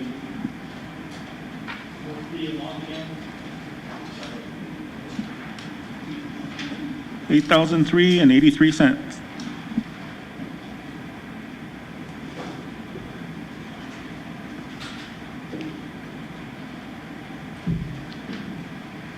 Dallas Owen? Yes. Lydia Amos? Yes. Louis Johnson? Yes. Leon Crawford? Yes. Curtis Bissonette? Yes. Brandon Nitiwana? Yes. Lloyd Kirk Jr.? Yes. Travel Vice Chairman? Yes. Travel Secretary? Yes. Chairman? Motion passed. Thank you, Council and Execs. Anything else, Mr. Redday? Nope, that was it. All right, thank you for coming underneath the Madam Secretary's report. Question, Hypa, floor is yours. Thank you. Madam Secretary, we have a copy of IHS's monthly report. I know a few months ago, I had asked if we could get in his report, like appointment waiting times, or, how soon a person could get an appointment. Can you reiterate that to him to include some of that information in his report? I can. I know there's a lot of issues, and there's a lot of complaints out there that people have to wait a month or longer to get in for an appointment. Yeah. And I am setting up a roundtable with Tribal Council as soon as I hear from these people I had a meeting with. I won't say right now, but we are setting up a roundtable with Tribal Council. I did mention it to the chairman, so Okay. I will ask him to include that in his report. Thank you. Go ahead, Curtis. Thank you, Mr. Chairman. The other question I had, Madam Secretary, was the report from IHS from that investigation. Before Driving Hawk had gone out, there was a report that he was supposed to get us in writing. Do you have any information on that? No, I don't. All I know is that they wanted written signed complaints, and they would not act without those formal complaints. And we didn't want to give them any names of the people that were at that forum, because some of them were IHS employees. So, because we didn't want them retaliated against, so I have no report from them. So I understand there's a new director up there, interim director. Is he still there? Yes, he's still there. Would it be possible just to give him a courtesy call and see if there was one by Driving Hawk, being that he said that already to us in his report when he came down in person? I can call him. Okay, thank you. Thanks, Curtis. Going over to Dallas. Just kind of along the same conversation, Mr. Chairman, you wrote a letter requesting also that third part, like the results of the third party investigation they did. Just to refresh everyone's memory, what was the result of that? I have to get it, Dallas. I can't remember offhand right now. But they did respond Yes. back? All right, thank you.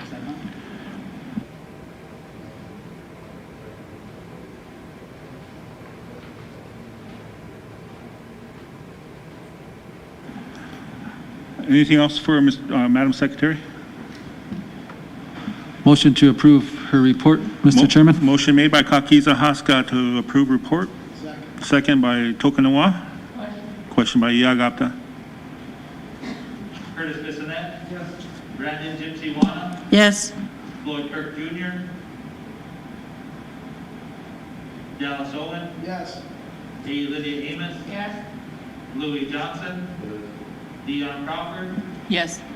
Travel Vice Chairman? Yes. Travel Secretary? Yes. Mr. Chairman, the motion passed. Thank you, leadership. Moving on, Madam Secretary, thank you for your report for this month. Moving on to some of your programs in administration. I'm going to call upon Dakota Pride, Richard. And right after that, on deck, I got CHR MCH program.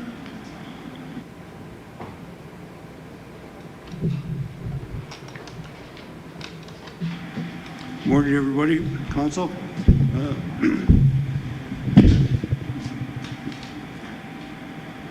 I guess all I have today is I need to get approval for a contract for $5,100 to do some construction work at the halfway house.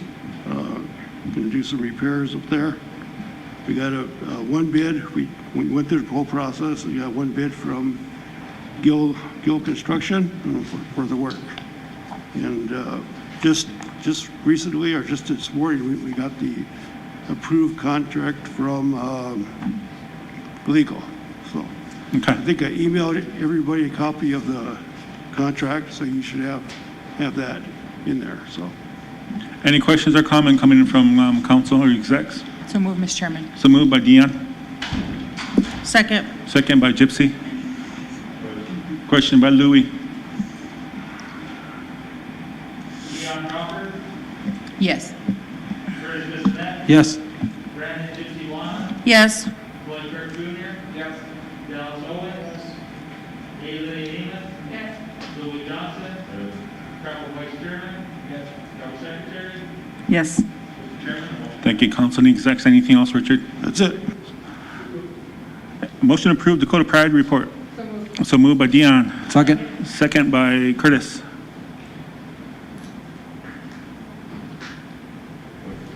Question by Louis. She scrunched her eyes at me too. See that? Dion Crawford, Yes. Curtis Bissonnette, Yes. Brandon Gypsy Wanna, Yes. Floyd Kirk Jr. Yes. Dallas Owen. Yes. Haley Amos. Yes. Louis Johnson. Yes. Travel Vice Chairman. Yes. Travel Secretary. Yes. Mr. Chairman. Motion passed. Thank you, council and execs. Whenever you guys are ready, make sure your mic is on. We got a listening audience out there. Floor is yours. Okay, thank you, Mr. Chairman and members of council. I've been asked to present, first of all, the quote for the CHR MCH program from my long time colleagues with the CHR MCH program. They've been trying to replace their vehicles since last summer. There's shortages on vehicles. There's shortages on all kinds of things lately. So they did get one quote from Watertown Ford in the amount of $36,482. There's another handout, Curtis. Another handout.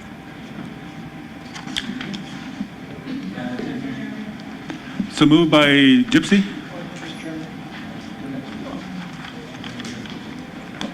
Oh, just for clarification, Gypsy, did you make that motion to approve?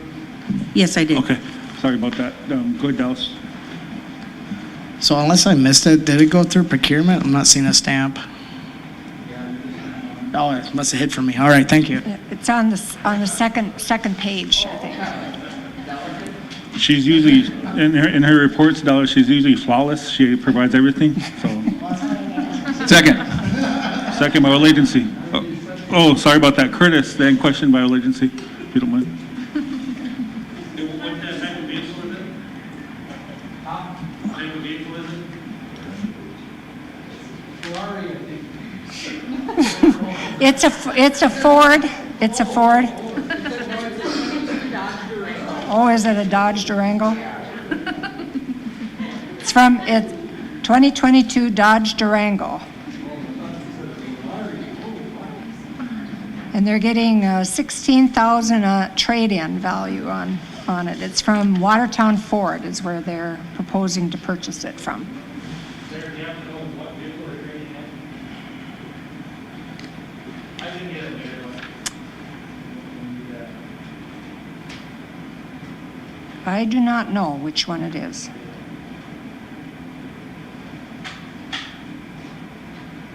Mr. Chairman? Yes. Brandon Gypsy Wanna, Yes. Floyd Kirk Jr. Yes.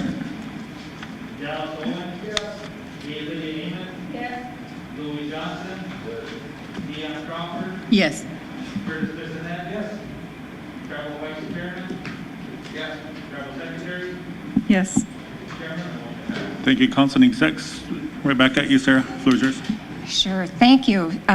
From Tribal Health, we have two recommendations.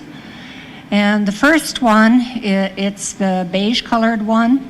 We are proposing that the Ashneapee Field Health Clinic proceed to contract under the Indian Self-Determination Act for the secretarial amount of field health medical services of the Woodrow Wilson Keeble Memorial Healthcare Center. The pre-award letter has to be submitted in order to begin incurring pre-award costs. So from the time that the letter is submitted, that's when pre-award costs start accruing. and we, the tribe, can recoup those costs when the award is made.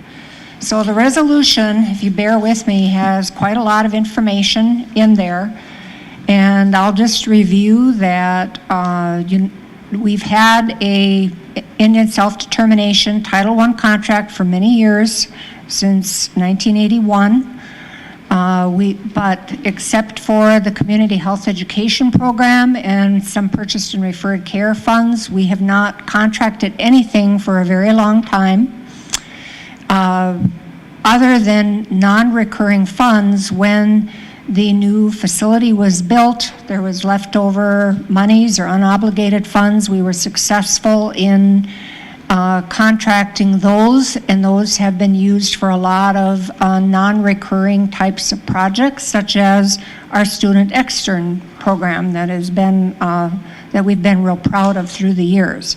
However, in the last 2.5 years, there's been a lot of COVID money, first the CARES Act, and then CRISA, and then ARP Act funds.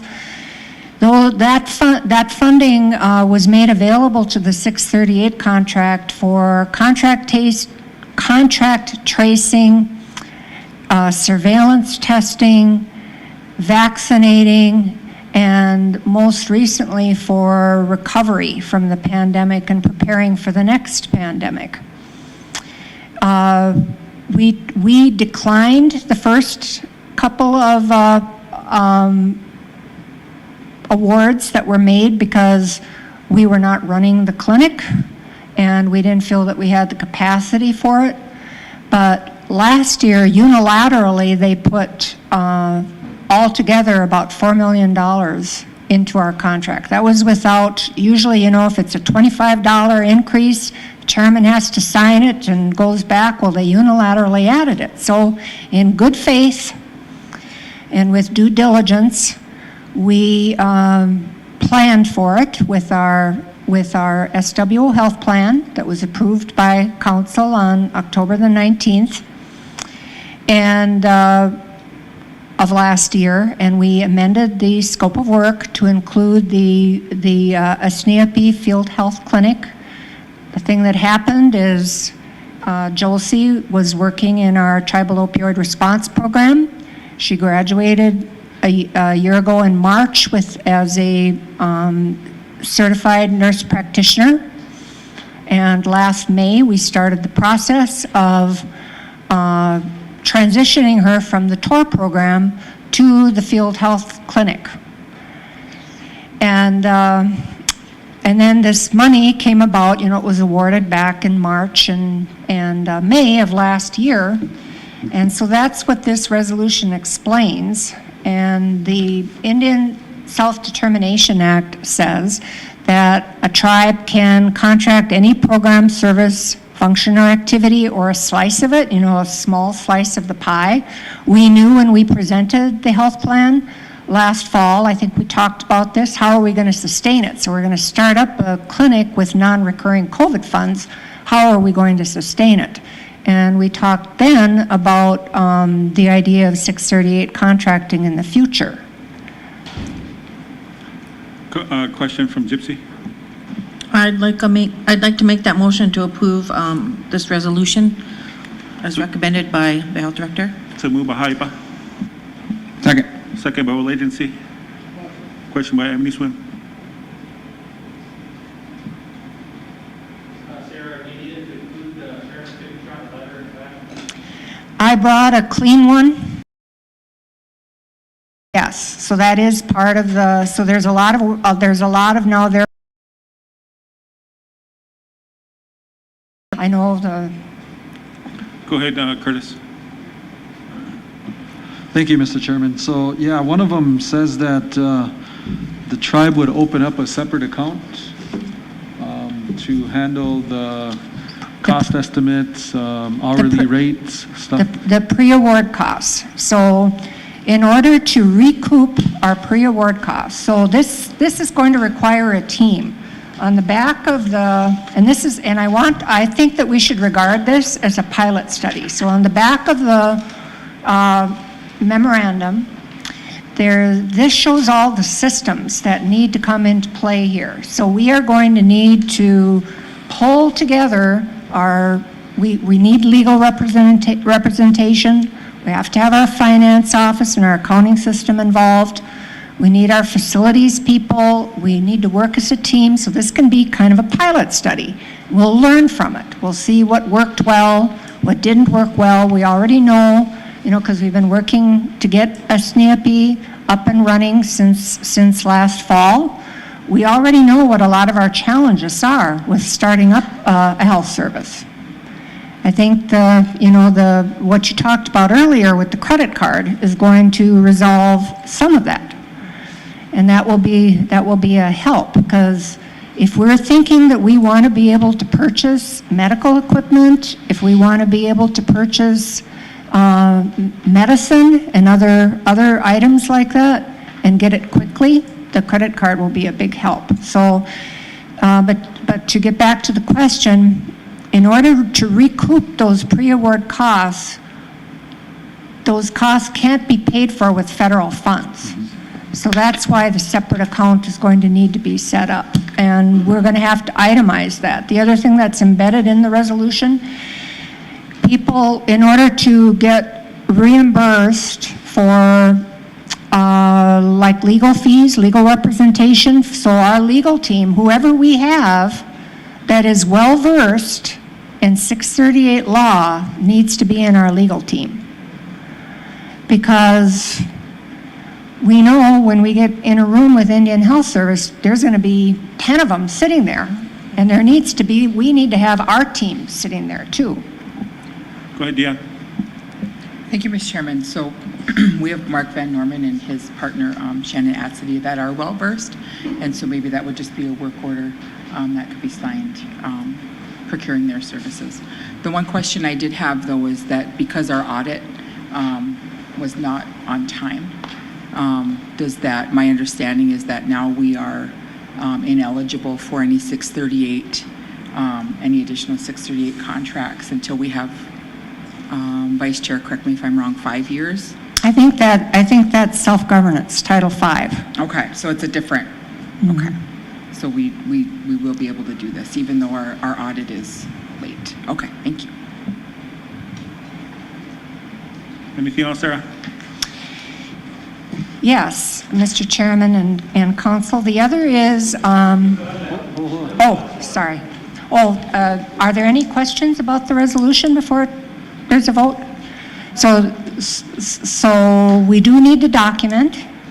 So legal time, if we have a meeting, we'll have a sign-in sheet. We keep track of when it starts and ends. And the resolution states, because this is a new venture for us. We don't know how much pre-award costs, but we're estimating $100,000. It's probably not going to cost $100,000, but that should be ample.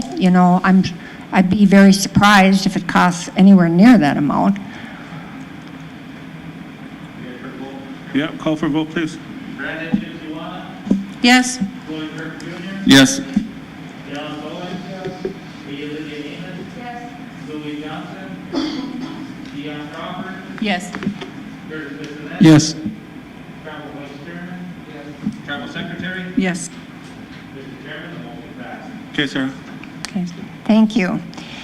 The other is a draft resolution to apply for a TOR 3 grant. So we've had TOR 1 and we have had TOR 2. Working in that program, we have Robin Veflin. She was doing a presentation at the Chairman's Health Board this morning, but she is the TOR nurse. Josie is a certified nurse practitioner. She is now DEA waivered to prescribe just when I get used to calling it medication for addiction treatment, this funding source is calling it MOUD, medication for treatment of opioid use disorder. So it gets there. So it's the same thing, but it's Suboxone. And so part of her salary would come from this grant, and then Josh Max is our project manager data specialist that's working in the program. So that's who's currently working in there. The thing that's new about this next round of grants is that it's now competitive. So the first 2 grants, if we applied, we got it. It was sort of an automatic. Well, now it's competitive. The second thing is that it requires a letter of commitment and formal partnership with an accredited substance use disorder treatment facility. So Richard is a member of our project development team. He agreed to do the letter of commitment. The grant is due in next month in June, and so we're requesting a resolution authorizing us to apply for the TOR 3 grant. So moved, Mr. Chairman.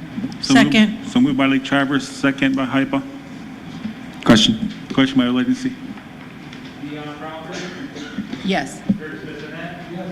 Brandon Tijuana, Yes. Lloyd Kirk Jr., Yes. Dallas Owen. Yes. Lee Amos. Yes. Julie Johnson. Yes. Travel Vice Chairman. Yes. Travel Secretary. Yes. Chairman, motion passed. Thank you. Motion approved. Go ahead. Oh, did you need a motion for the account to be open? Mr. Vice Chair is asking. If it's all in the resolution, will there be need for a separate motion? Okay.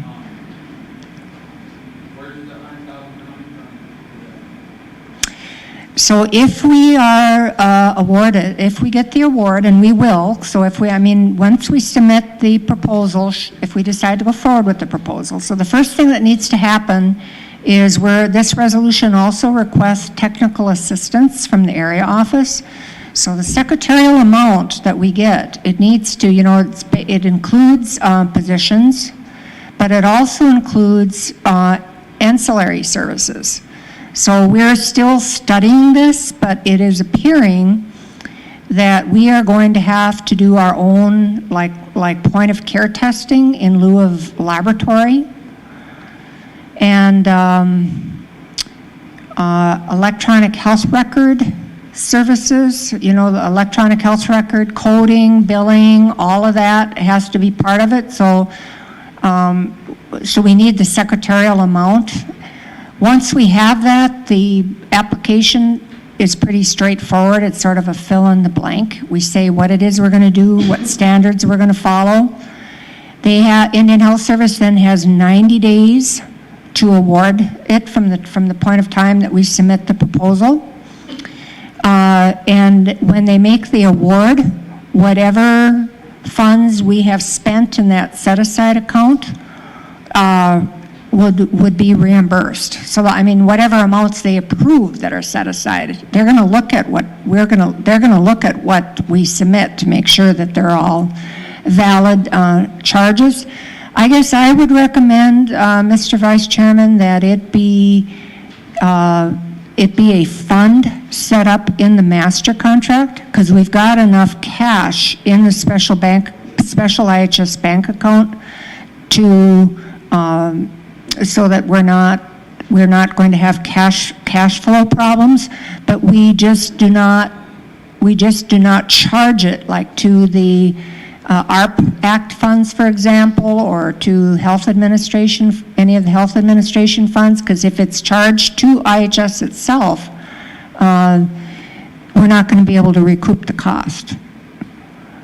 The legal costs, I'm not sure how that would work. We're going to need to, the other thing this resolution does is with the SWO health plan, there's an interdisciplinary team that should be consisting of representatives from all of these entities, legal, accounting, procurement, IT, all of these entities. We would want to convene this team to talk through some of these logistics and how it's going to work specifically and who's going to do what and so forth. And so even as far as the legal order to get whoever we have on tap to to do the 638 representation and footwork. Who does that? Who's going to do it, or how does that happen?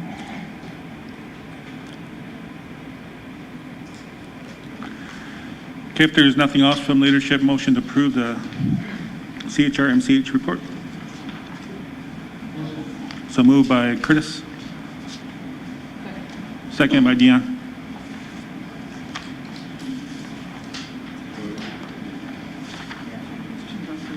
Question, Buffalo Lake.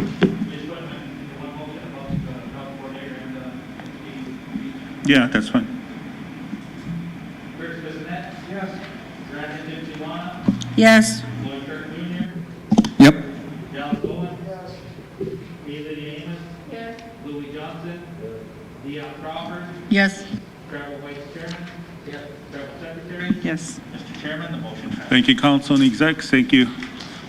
With that, we got one more, then that's going to be, we got up with our morning's agenda. Breon, do you have any action items? Then after this, we'll go for. I'll make a motion to approve the quote that he's looking for. He handed out to everybody earlier, so. So moved by Oladency. Second by Curtis. Question by Dion. Lloyd Kirk Jr.? Yes. Dallas Owen? Yes. David Amos? Yes. Louis Johnson? Dion Crawford? Yes. Curtis Bissonnette? Yes. Brandon Dipsy-Wana? Yes. Trevor White, Chairman? Yes. Trevor Secretary? Yes. Chairman, the motion passed. Thank you, council and execs. Motion approved. Breon Lake's report, since he was on the agenda. So moved by Dion. Second. Second by Oladency. Thank you for visiting our clinic this morning. Yeah. Whose question? No question. Call for vote, please. Dion Crawford? Yes. Curtis Bissonnette? Yes. Brandon Dipsy-Wana? Yes. Lloyd Kirk Jr.? Yes. Dallas Owen? Yes. David Amos? Yes. Louis Johnson? Trevor White, Chairman? Yes. Trevor Secretary? Yes. Chairman, the motion passed. Thank you, council and execs. At this time, we'll take our lunch break. We'll be coming back at 1:30 for Oladency execs.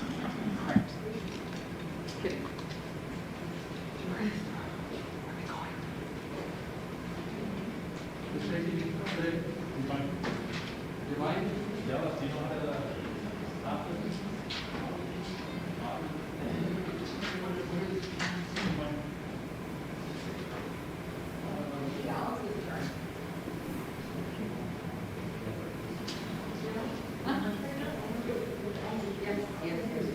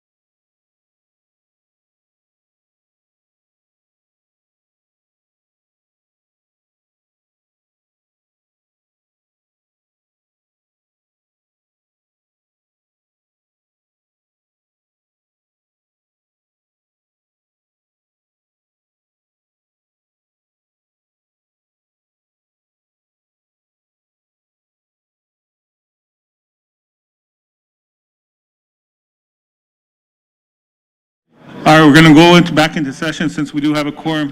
Jesse, if you guys can get all ready for your mics up there. You want us to go first, we tell you? You got on time? All right, I like it when you guys run this like that.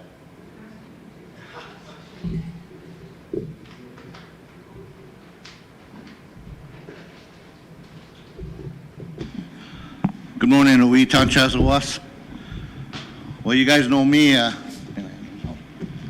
I don't like to say too much, so I'm going to introduce these gentlemen next to me, but on behalf of my district, Nina Wopida, for considering this, I think it's a great opportunity not only for the tribe, but all 7 districts, to go down a new avenue to bring money onto the reservations from the outside world.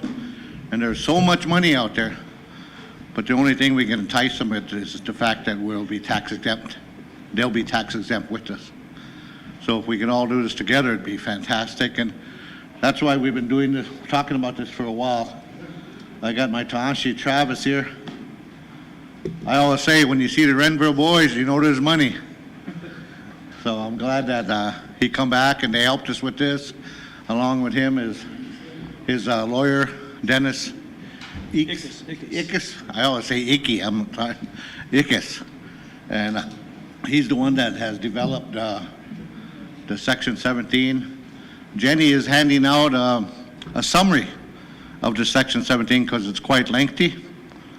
But I know the council has already made a motion to approve pending legal, but we've been having trouble with legal, so I'm glad Megan's back, and Megan can rubber stamp this thing today. It'd be excellent. Then I'll go to her wedding dance when she does that. So with that, Chairman, I'm turning over to Travis Padamio.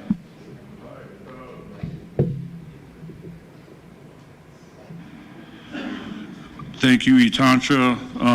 It's always good to come back to the homelands here, of course, and especially a beautiful day like this, springtime here.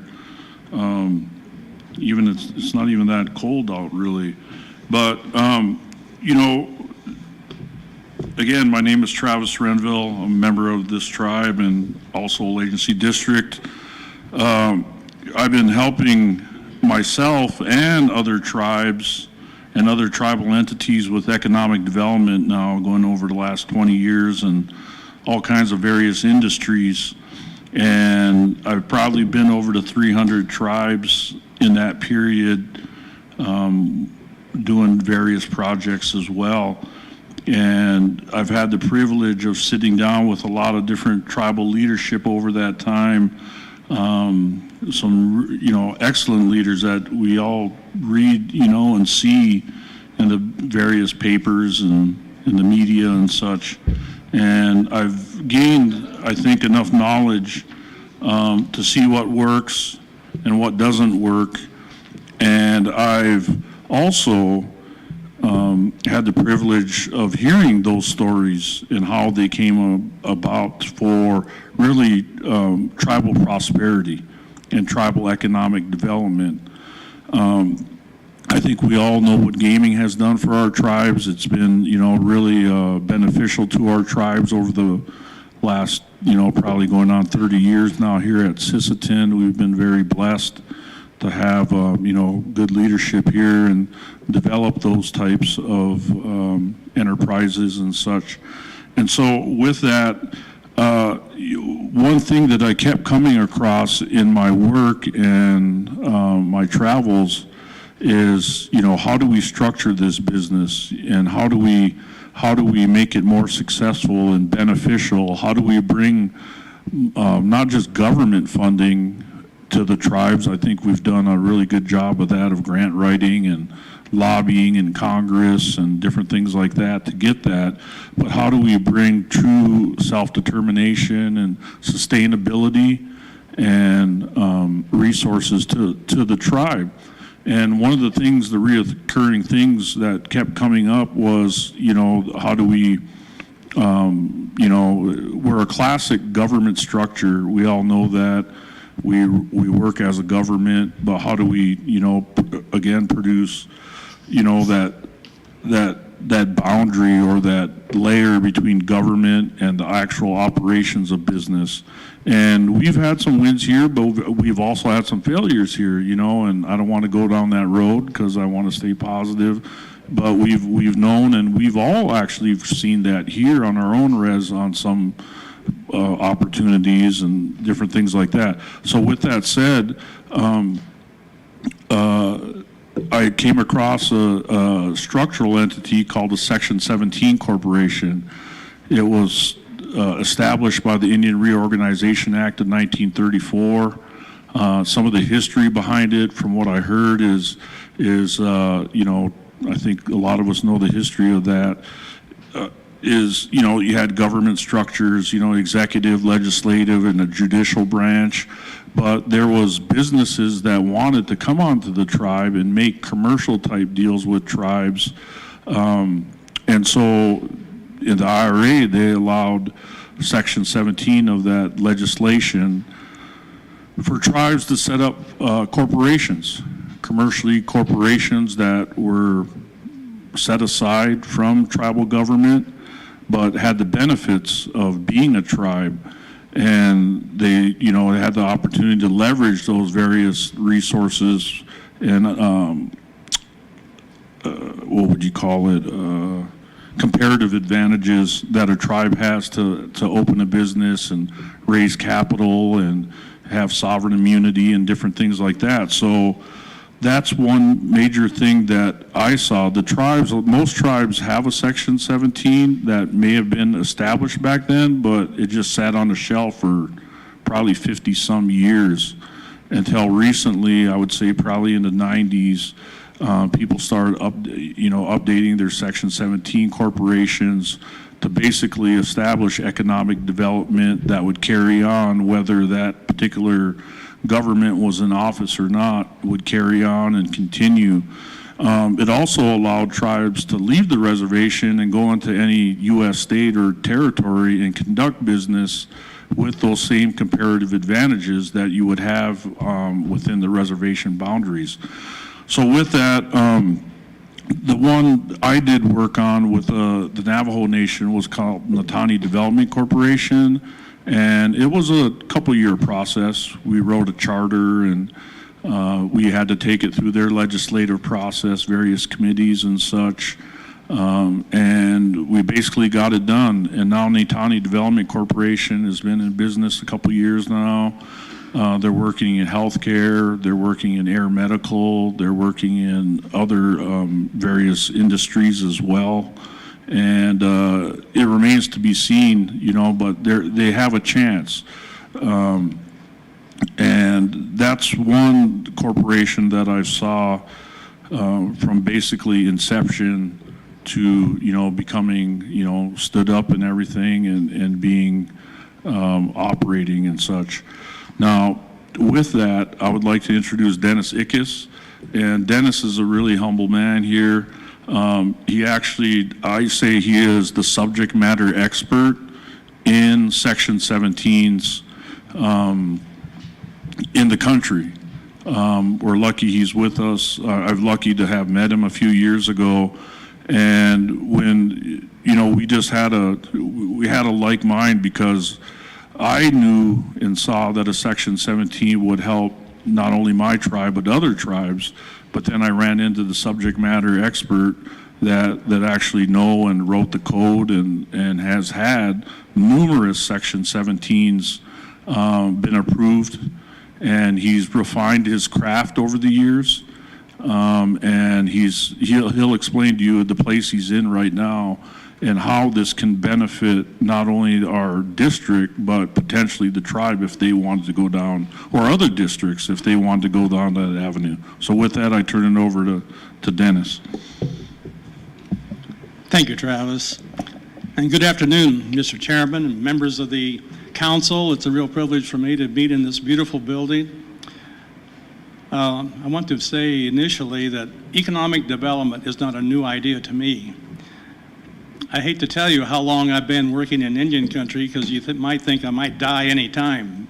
But I've been in Indian country a very long time as a lawyer and as a public official. In the early 70s, I founded the Office of Indian Rights within the U.S. Department of Justice in Washington, which today now constitutes a very large office within the Department of Justice.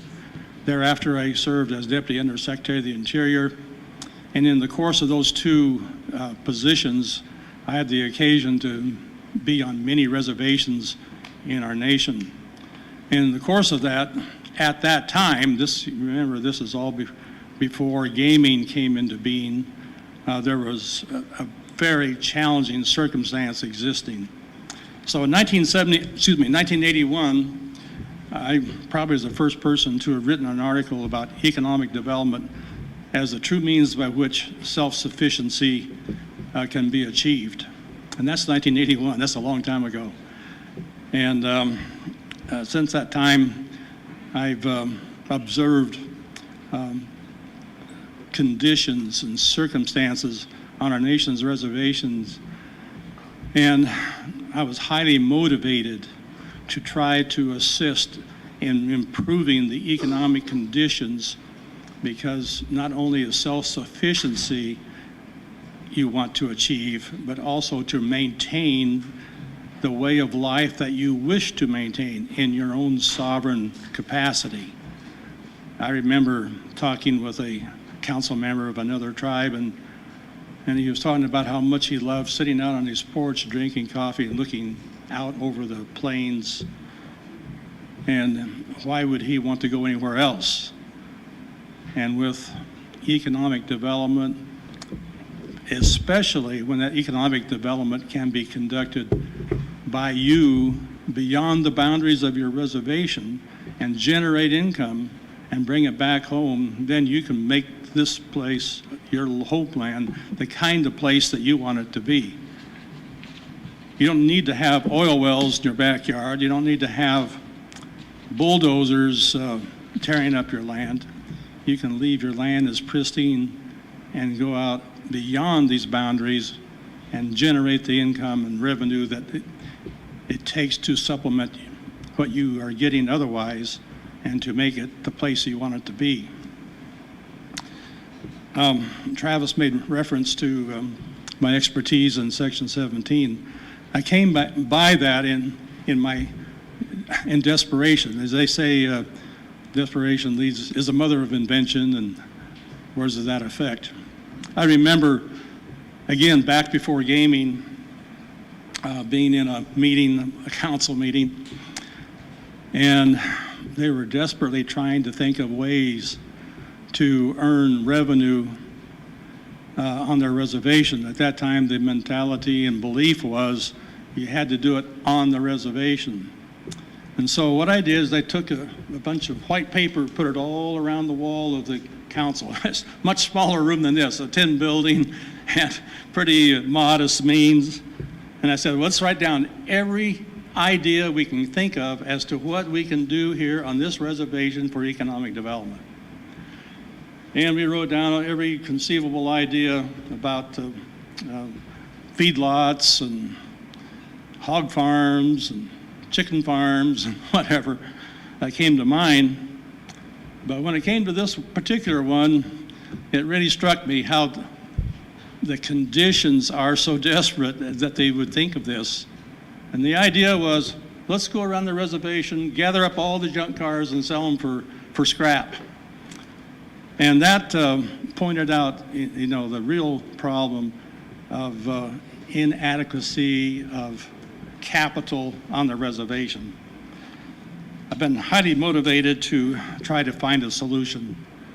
And it's one of those things I was reading outside of the council chambers here, actually outside the building, a statement by Crazy Horse about vision. And that's what it is. It requires vision to see what can be accomplished and then how we can accomplish it. And it occurred to me as a lawyer, having studied federal Indian law for a very long time, as I was reading Section 16, which pertains to the formation of tribal governments, which I understand you are not a Section 16 government, I also read Section 17. As I read that, I had what some people call an epiphany.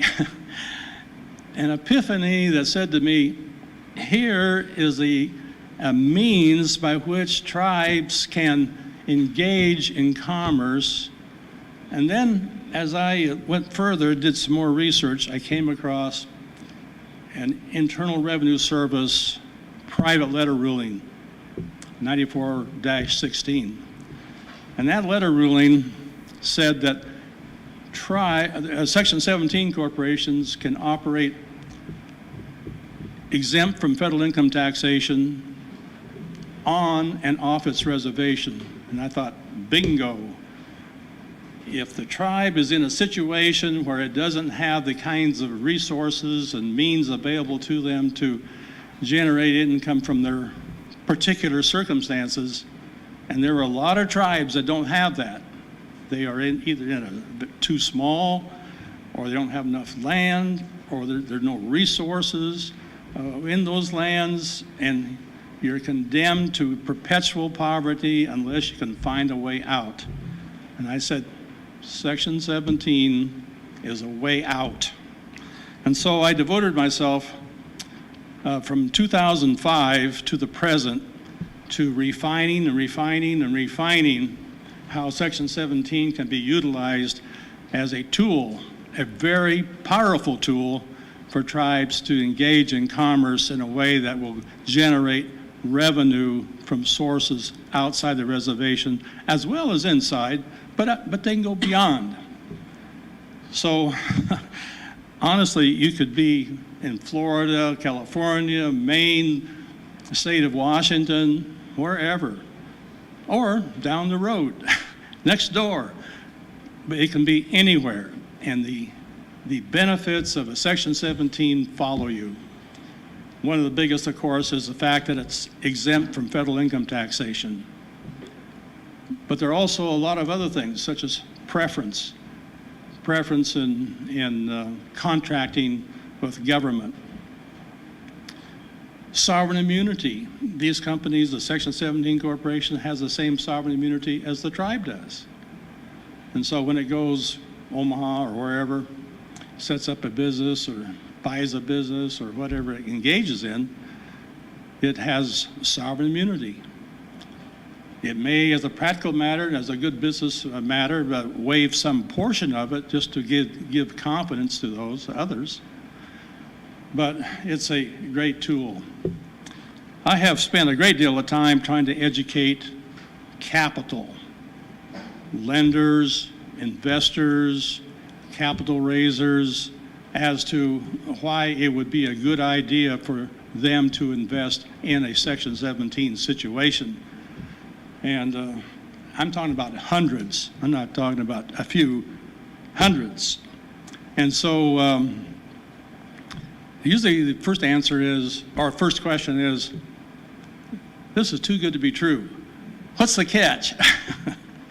And I said, well, you know, when you understand the history of Section 17 in 1934, and by the way, when Travis made reference to I drafted the law, it wasn't the 1934 Act. I'm not quite that old.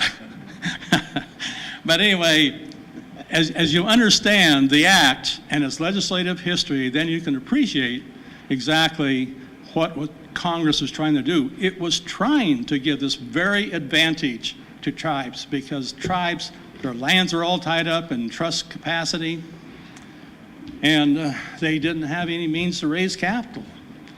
So this is the way they could raise capital is through their unique attributes as a tax-exempt organization, as a sovereign immunity, as having preferences in federal contracting and other government contracting situations.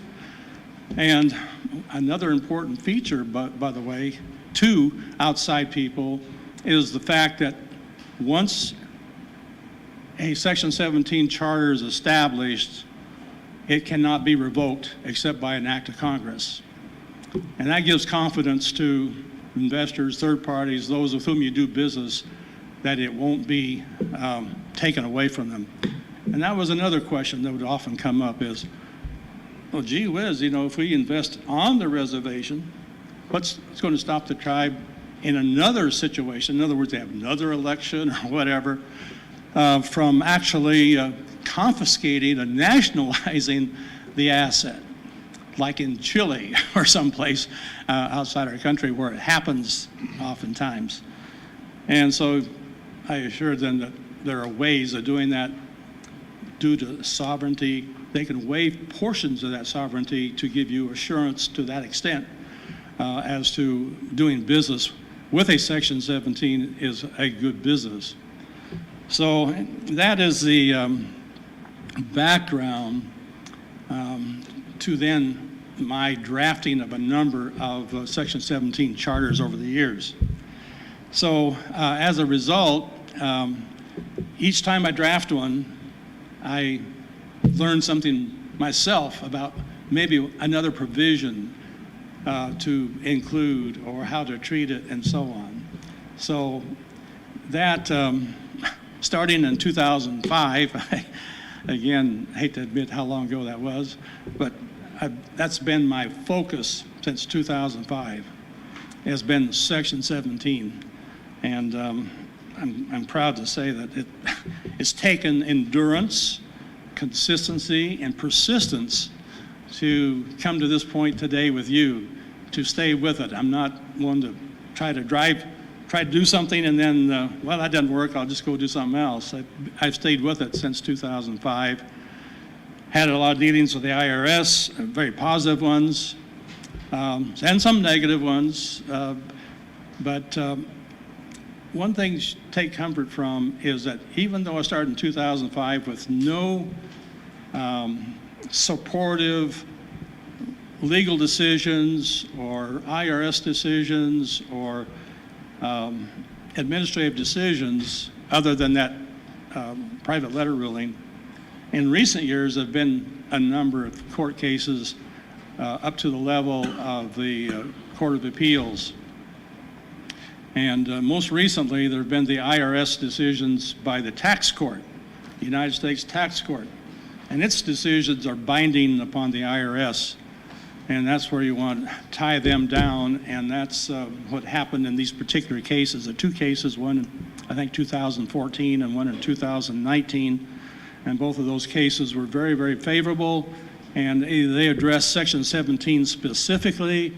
And they identify the means by which Section 17 corporations come into existence. And they also identify, conclude, and held in their decisions that tribes can form Section 17 corporations.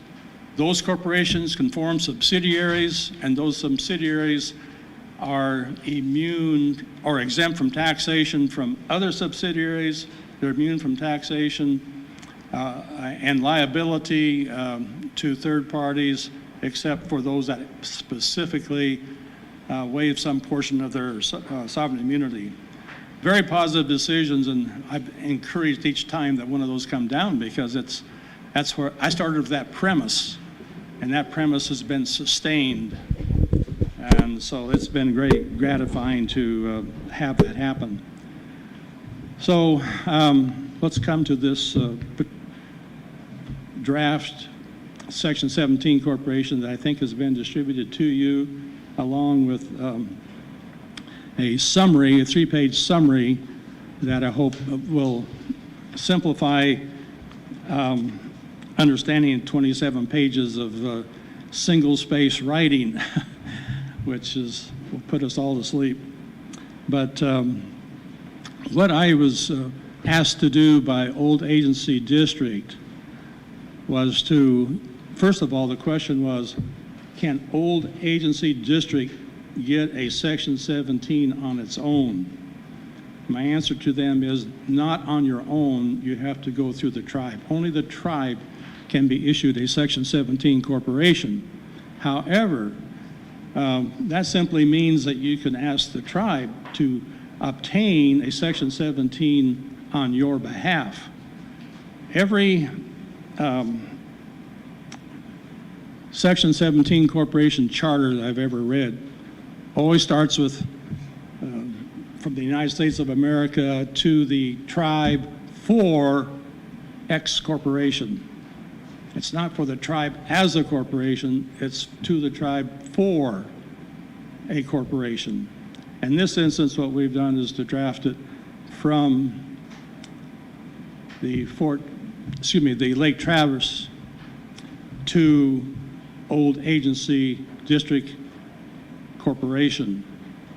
So it's being asked to be provided by or through the tribe for Old Agency.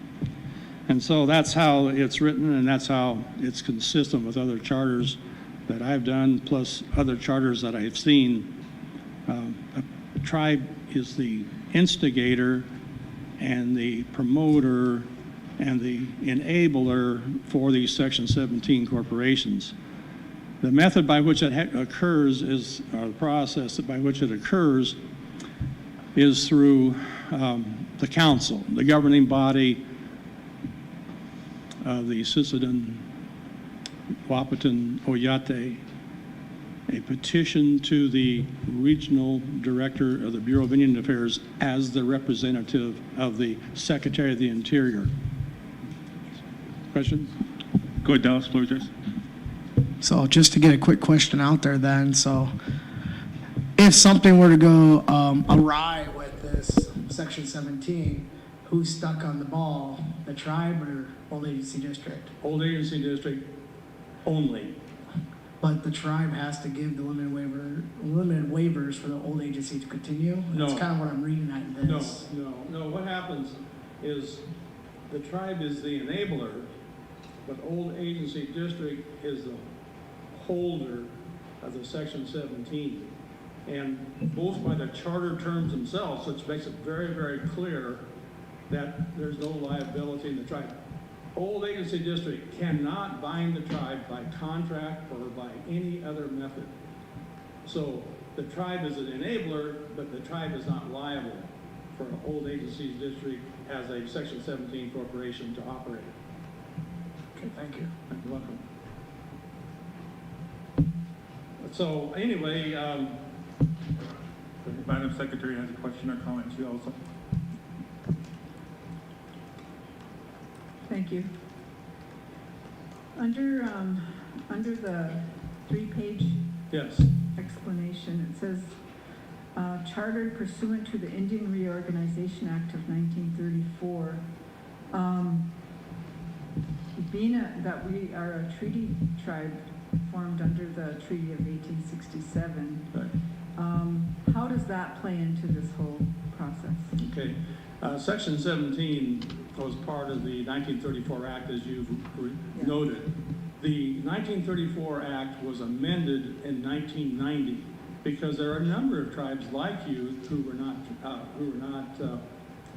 what they call Wheeler Howard Act or IRA tribes. Yes. And they wanted to have Section 17 capabilities. And so Congress enacted amendments in 1990 that did two things. One was to enable treaty tribes like yours and those who did not adopt the IRA to also be able to get Section 17 corporations. And then they changed the method by which Section 17s were created. In the old 1934 Act, you had to have a tribal election, I mean, a referendum or an initiative come from the tribal membership.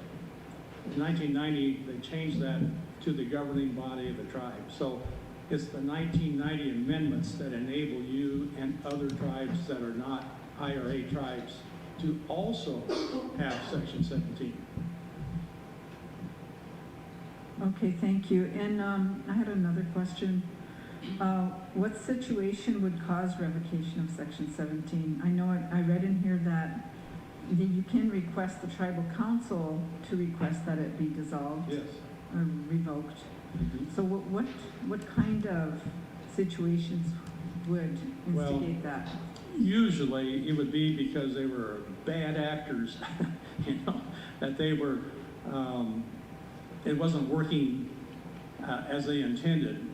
There are two ways of responding to a bad situation or a difficult or undesirable situation. One is to amend a Section 17, which you have to go through the same process as getting the Section 17. So you have to petition the Secretary of the Interior to amend the law, and then you have to get the Secretary and the Council to agree to the terms of the amendment and so on. If that didn't work or couldn't be accomplished and it was just an impossible situation, then you could request your Congress representative, for example, to revoke the charter because it's just not working, it's causing a problem. And it's those kinds of things that I can imagine that they're just run amok, I guess would be the best circumstance, where you would just say, I give up, I give up. This is the only remedy available. We can't amend it, so let's throw in the towel. I had another question, but it's kind of written in here, and it was, as a political district, Old Agency as a political district. Yes. It affects sovereign immunity. I mean, they partially waive that to be able to go to federal court, which is the preferred court of jurisdiction in these Section 17 matters. So, do we as a tribe then, because they cannot get this Section 17 without the tribe, so do we as the tribe waive our sovereign immunity in any way? No, not at all. No, you are an enabler, and that's it. You enable it to happen because you're the governing body. You approve the charter that the Secretary of the Interior agreed to, and then you're out of the responsibility and liability. Okay, thank you. That's all I had, Chairman. Thanks, Myrna. Going over to Curtis and Indian. I guess I got two questions. One is, if Old Agency gets a Section 17, would that hinder the tribe from pursuing a Section 17 later on down the road? No. Okay, thank you. Yeah, Thank you, Mr. Chairman. I think that this needs to be discussed with Greg. I know that he gave an opinion on it, and, we really need to be getting these answers from our legal counsel. And so if this is something that needs to go to roundtable, let's take it to roundtable. Because Megan's here, but I don't think she's prepared to, give an opinion. I just pulled her in, when I saw the paperwork. So, thank you. Bill. I had a question. Is there going to be a board over this corporation? Yes. What are the qualifications for the board? They have to be very strict, and you've got to have certain qualifications. Bill, can you talk to the mic, please, because we can't hear. Bill, come see your question right here. We appreciate that, Bill. Just to remind you that we have a listening audience out there that's listening, so I'm pretty sure they want to hear what you got to say. I'm just wondering if you're going to have a board that'll be over this program for the agency, and then also what are the qualifications to sit on that board that are going to be very important? Yes. Because we had people over other programs that did not function well on behalf of the tribe. And any liability, if anything comes up among that district concerning any legal issues, are the tribes responsible for that, or are they responsible? I'll answer your last question first, which is the tribe responsible and liable for the acts of Old Agency District under Section 17? The answer is absolutely not. As to the board or whatever governing body for the Section 17, yes, there is such a board, and there, in the content of the charter, it defines the composition of the board, requires certain minimum qualifications. For example, I believe it's a minimum of 2 years of post-high school education, experience in business, at least one person to come from, be a professional from the professions of either law or CPA or engineering or medical and agriculture, banking, finance. So the idea is to have a board that is qualified by experience and knowledge to be able to give the best advice to the operation of it. So, does that answer all the questions? Yeah, I just want to make sure that takes place. Thank Yes. you. Yeah. There'll also be a professional code of conduct for this board. You know, and they'll have to follow certain professional ethics in conducting business as well. Yes. Thank Yeah, you. there's a code of ethics, written, period. Coming over here to high up, floor is yours, Gypsy. Thank you. So I guess I just want to, I guess reiterate and just clarify again, if this is strictly underneath old agency district, and we just need council approval to say, yeah, you can go ahead and section 17 if you want. Does their district have to provide a motion for us to do that, or? No, I That's think not that's even- already been done, and I think in fact there's been Okay. a resolution submitted Oh, right. for Okay. action Right. but the action has to be taken by the Oh, yeah. council. And then, yeah, and then the tribe's not at liability for anything, or neither are the other districts, correct? That's correct. Okay. And in fact, it's written in such a way that the Section 17 corporation is a holding company.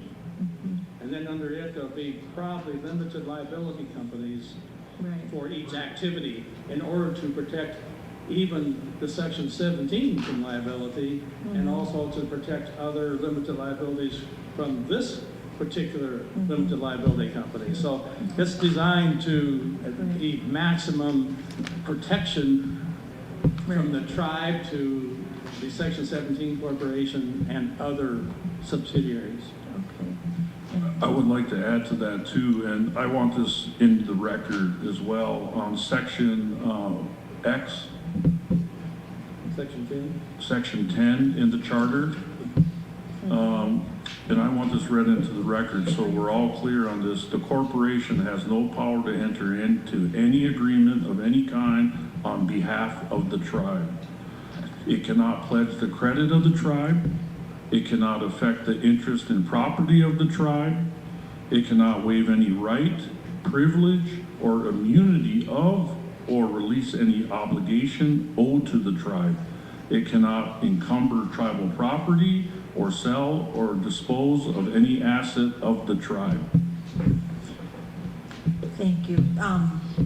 And that's, again, just all agency district business. That's all I had. Thank you. Point in order, our district chair Jesse, then Dion. Thank you, Chairman. Kind of response to Councilwoman from Lake Traverse, we've been trying to communicate with Paulson since we were directed to when the motion passed. Councilman Flute has done over and over, Travis has, and Dennis has. We had a short response saying that we have to go under the tribe. We know that, and that's what we're trying to do. We're not trying to do anything else but that. So I think he misunderstood what we were trying to do, but he's been totally uncooperative with us. That's why we're relying on Megan, being that she's in-house lawyer here. We've already got a motion pending legal approval. I don't know what a round table or square table would do, but the thing is we're already here. We've been waiting since January, and we're missing out on opportunities that could, I mean, it's going to take 6 months if we're lucky to get it signed by the BIA in Washington. But Mr. LaPointe is willing and ready to sign it as soon as the chairman takes it to him, along with us. And we'll even buy at Mavericks when we do that, entice the chairman and Curtis. So I think we're all in a good place. You know, I think Mr. Dennis here has done an excellent job of breaking it down in a very simple way that there is no liability to this tribe at all. In fact, I believe, I was telling Louie and Dickie, they need to do this because they have a business. And there's other business, like in Beverly. They got that cattle business up there that they could go in partners with them. And they could benefit from this. All of us can benefit from this. I talked to Francis at Lake Traverse. that lakeshore property that they should have bought years ago, they can buy that and create a great resort down there. All of us can benefit from this. It's not just old agency. This is just the beginning. And of course, the big picture is the tribe can benefit from this. When you guys go Section 17, this is going to enhance you guys into doing Section 17. You guys would be the tribal council that broke ground and made this a better place for our tribe. We'll be like Winnebago, as small and pitiful as they were when I was the facility manager down there. They now have 23 LLCs under this same type of platform. But this one's actually safer than what they had. They're recognizing the state. No, they're recognizing theirs is a tribal corporation, ours is a federal corporation. Yeah, for yours. Thank you, Mr. Chairman. So I don't know if I need to make a motion or what, because if Greg hasn't responded and he's not giving an opinion outside of his initial opinion, then we need to visit with him. So make a motion to table until we have a chance to visit with Mr. Paulson on this and our in-house attorney. Motion moved. Lake Travis, is there a second? Second. Second by Madam Secretary. Question?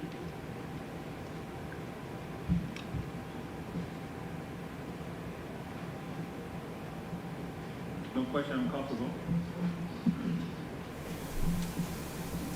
Dion Crawford, Yes. Curtis Bissonette, Yes. Brandon Gypsy-Wana, No. Floyd Kirk Jr., No. Dallas Owen,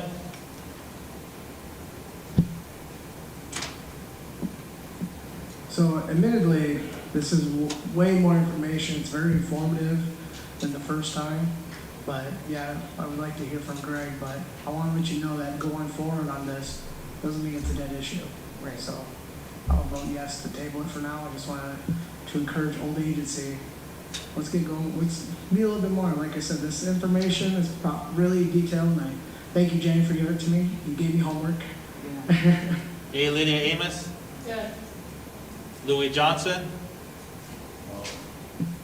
Tribal Vice Chairman, Tribal Secretary. Yes. Mr. Chairman, the motion passed. Thank you, Council execs, members of Old Agency District, District Itacha. We'll keep in contact. Right now, I'm going to take a little bit break. We're going to be coming back with Ms. E at 2:30.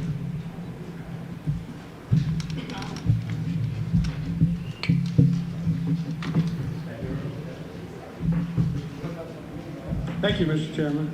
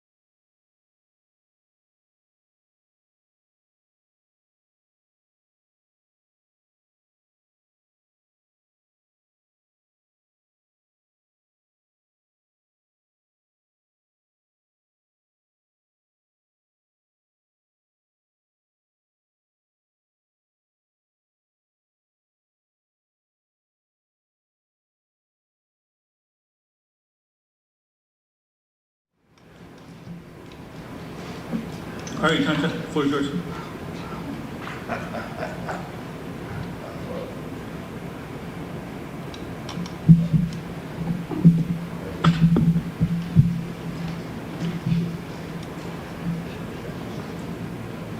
Okay, thank you, Chairman, members of council.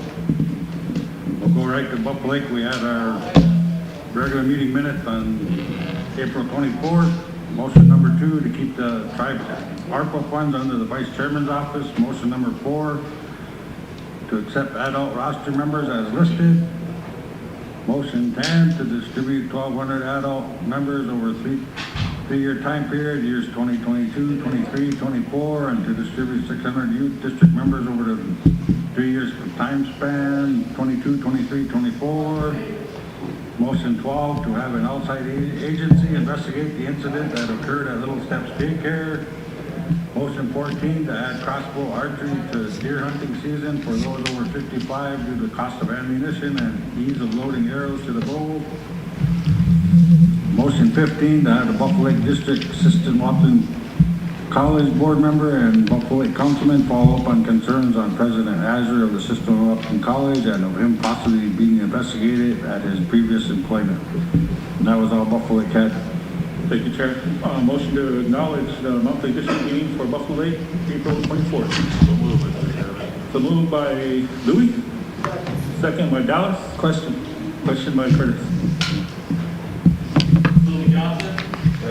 Dion Crawford. Yes. Curtis Bissonette. Yes.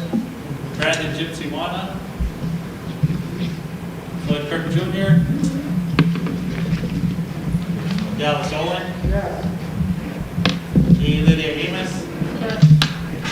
Travel Vice Chairman. Travel Secretary.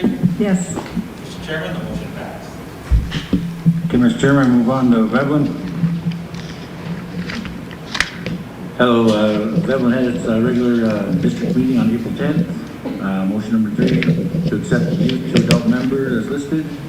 Motion number 4 to accept 2 new adult members as listed. And motion number 5 that the majority of tribal executive and council members honor their campaign to tribal members and believe in transparency. Do not have veterans sitting in council as a threat to tribal members who have questions, want clarification, or who wish to express concerns on council actions and council motions. Our veterans are being used and used to intimidate the members. That is all. Thank you, Chair. Motion to acknowledge the HIPAA regular district meeting for April 10th. Motion. So moved by HIPAA. Second by Ms. Webb.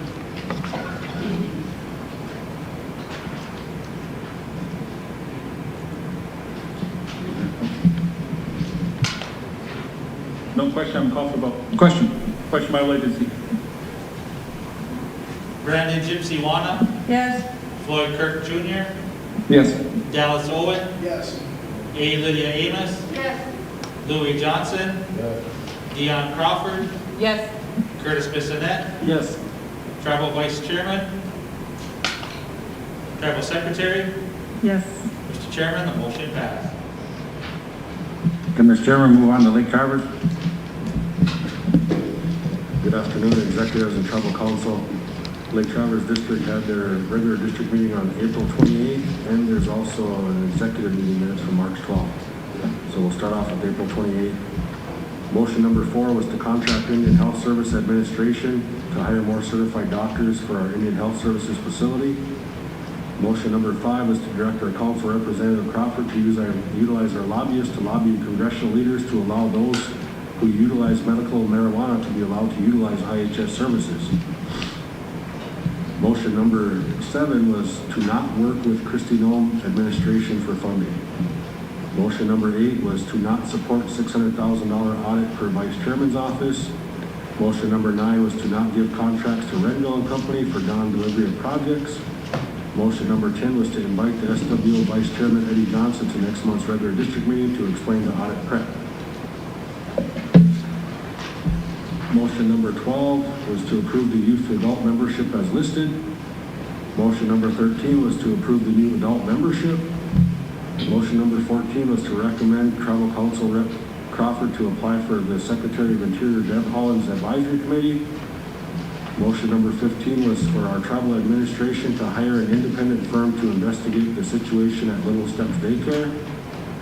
Motion 17 was to support the Indian Arts and Crafts Act of 1990 to protect our tribally enrolled artists from imposter artists falsely claiming indigenous identities. And that's it for our regular district meeting. And our executive meeting minutes of March 12th is to accept the relinquishment of the adult membership as listed.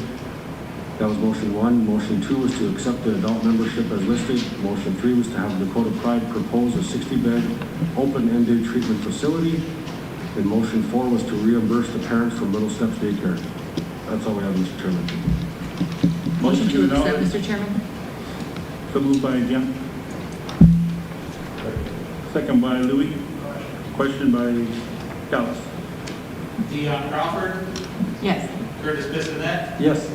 Brandon Gypsy Wana, Yes. Floyd Kirk Jr., Yes. Dallas Owen, Yes. A. Lydia Amos, Yes. Louis Johnson, Tribal Vice Chairman, Yes. Tribal Secretary. Yes. Mr. Chairman, the motion passed. Okay, Mr. Chairman, move on to Long Hollow. Good afternoon, council and execs. We had our meeting on April 21st. And motion number 4 made by,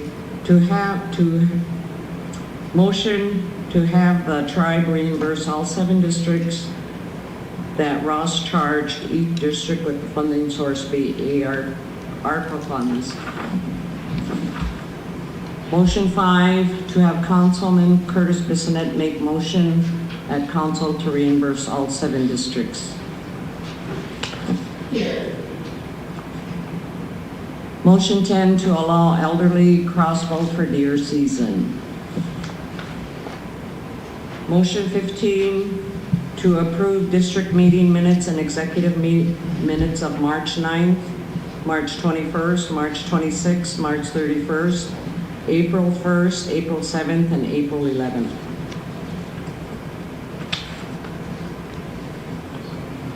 Motion 20, to approve youth membership of the 2 listed. Motion 21, 22, 23, and 24, and 25, to approve the 5 listed.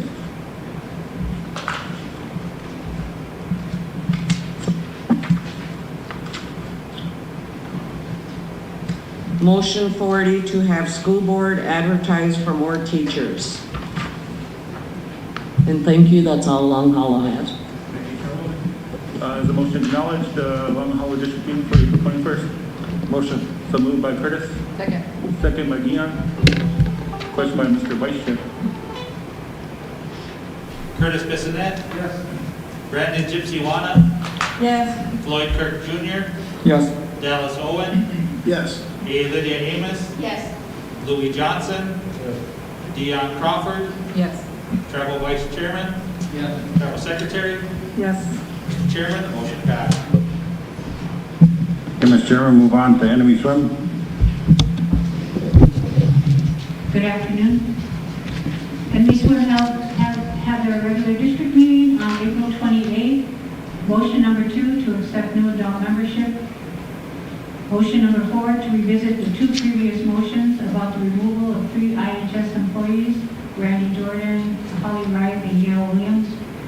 Motion number 6, a motion was made for the district chairwoman to go to the court and file an injunction to stop the ARP funds from being dispersed to other districts until the funds have been prorated. Motion number 12, motion made to go on record that Little Steps Daycare be investigated by an outside firm. Thank you, Chairwoman. Motion to acknowledge that it's open one regular meeting for April 28th. So moved by Dallas. Second by Curtis. Question by Louis. Dallas Owen, Yes. A. Lydia Amos, Yes. Louis Johnson, Dion Crawford, No. Curtis Bissonette, Brandon Gypsy Wana, Yes. Floyd Kirk Jr., Yes.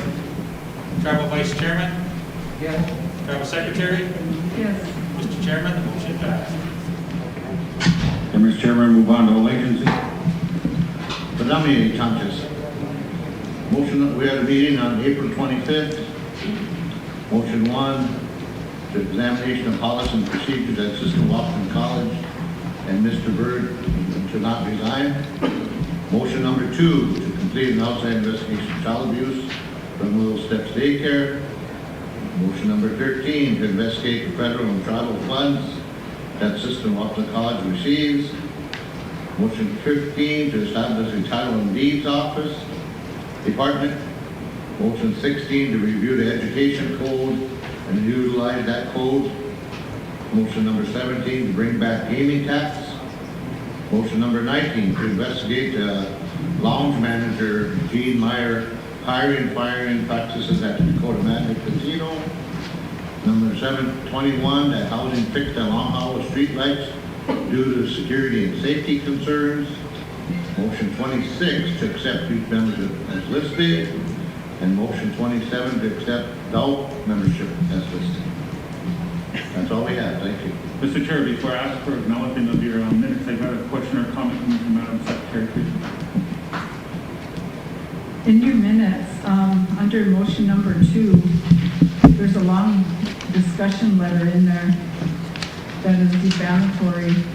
And I would ask that if you're going to approve your minutes, that be stricken, that be taken out, because that is not truthful.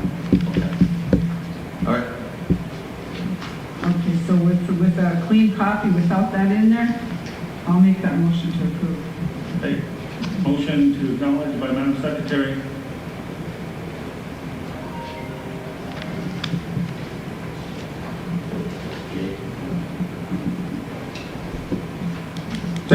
Second by Judy Curtis. Question by Dallas. Travel Secretary? Yes. Curtis Bissonette? Yes. Brandon Gypsy-Wana? Yes. Lloyd Kirk Jr.? Yes. Dallas Owen? Yes. A. Lydia Amos? Yes. Louis Johnson? Deon Crawford? Yes. Travel Vice Chairman? Yes. Mr. Chairman, the motion passed. Okay, Mr. Chairman, move on to B. Cooley.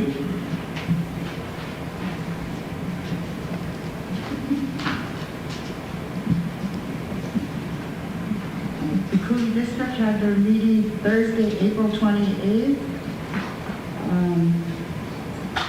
What I have is motion 16 to have a bowl license for the upcoming deer season for all the 55 and over. Motion 19 to approve our youth memberships. Motion 20 to approve our adult memberships. And with that, I have a little excerpt or whatever from January 30th. We had White Lawrence left off for our adults. And Conrad J. I'm going to slaughter his name, Telefizzi Jr. with our adults.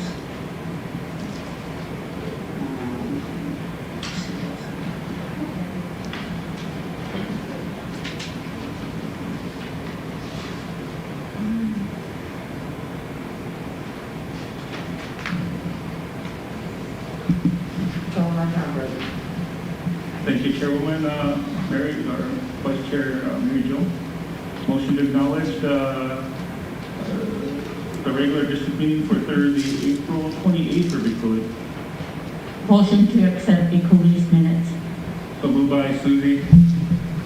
Second by Dallas. Question by Curtis. A. Lydia Amos? Yes. Louis Johnson? Deon Crawford? Yes. Curtis Bissonette? Yes. Brandon Gypsy-Wana? Yes. Lloyd Kirk Jr.? Yes. Dallas Owen? Yes. Travel Vice Chairman?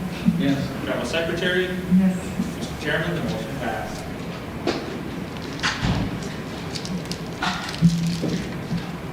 Okay, Mr. Chairman, there's one under the issues of number 2 to add crossbow archery for 55 and up. That was made by 3 districts. The council execs, do you have any questions on that? Or the move? So moved to approve by Curtis, Second. second by Gypsy, Question. question by Susie. Before I call for, count, Jody, can you come up to Michael? We've got a listening audience out there, so. Your green light will turn on. Mr. Chairman, I sit on the Fish and Wildlife Board. We had our meeting the other night, and we talked about this, and we were going to bring it back to the board. So I would wish council would table this until then. There's more maybe regulations that have to be set up and such. I know Charlene didn't agree with this, so maybe it would be a good idea to get her in here and talk about it before this motion is passed. Because it does have to do with fish and wildlife. And it should come from the board, I believe, the Fish and Wildlife Board. Motion maker, who's that? In the house there, who's that? Up to you.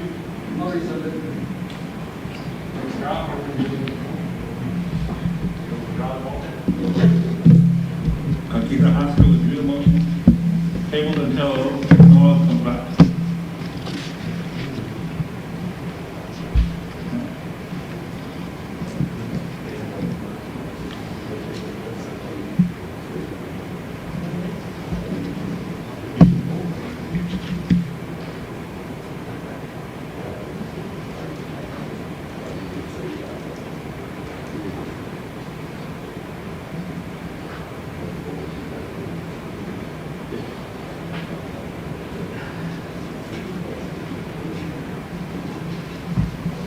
Mr. Chair. Okay, Mr. Chairman, we had one motion by DTA, motion number 0507, made by Karen White to address issues of the newborn babies born this year, to extend the enrollment deadlines dates so they can be eligible for the 2000 if the monies are available. And then the next one was 0508, was to have an outside agency investigate little steps. And I respectfully ask that we go into executive session on this one, kind of deals with personnel issues. So moved, Mr. Chairman. So moved by Lake Travis to go into exec session, the recommendation from Mr. Chair of DCA. Is there a second? Second by Tokunuma.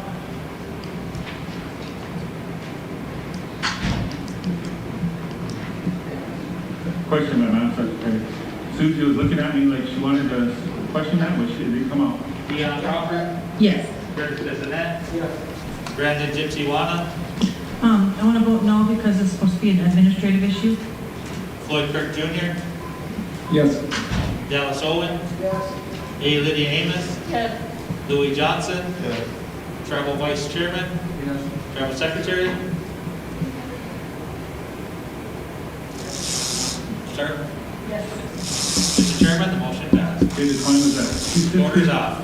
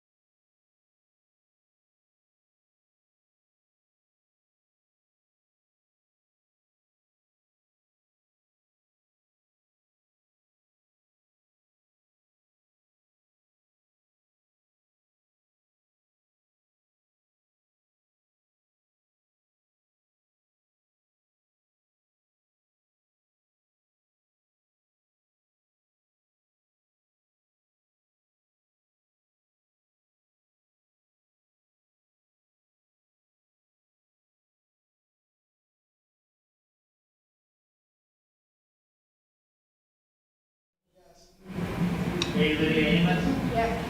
Louis Johnson. Dion Crawford. Yes. Curtis Bissonette. Yes. Brandon Gypsy Yes. Floyd Kirk Jr. Yes.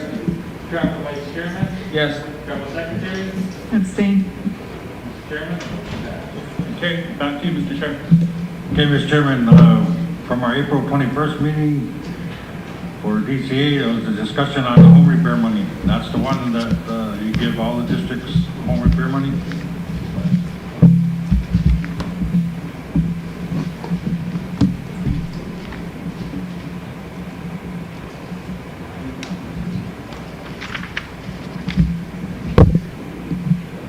Don't call on me? All right, go ahead. Thank you, Mr. Chairman. I don't know if we have any money left. You had a motion coming from the three biggest districts to give themselves a larger allocation. This has nothing to do with ARPA money. Totally degrading those issues, the other districts. So do we have money left? Mr. Vice Chair. This money isn't ARPA money, this is Section 7 that they're talking about, which is budgeted every year. Gypsy? So, we haven't given it to the districts yet this year? And it's in the budget now? Also, we're looking for a motion for the home improvement. Okay. So move, Mr. Chairman. Motion. You making that motion? Sorry, couldn't hear you. Yeah. Motion made by Haifa. Second. Second by Dion. Question with the question over there, Judy. Or wait. How much is it? 25. 25,000? Okay. Question? Somehow I knew that because in question on Kapiza Haska. Brandon Gypsy Yes. Floyd Kirk Jr. Yes. Dallas Owen. Yes. A. Lydia Amos. Yes. Louis Johnson. Dion Crawford. Yes. Curtis Bissonette. Yes. Travel Vice Chairman. Yes. Travel Secretary. Yes. Mr. Chairman, the motion passed. Curtis, floor is yours. Kapiza Haska. Thank you, Mr. Chairman. I would like to also make a motion that the tribe reimburse all 7 districts for what Ross had charged them for the website too. That's in the amount of $44.17. Okay, before I ask for a second, I want to make sure our recording secretary has that motion.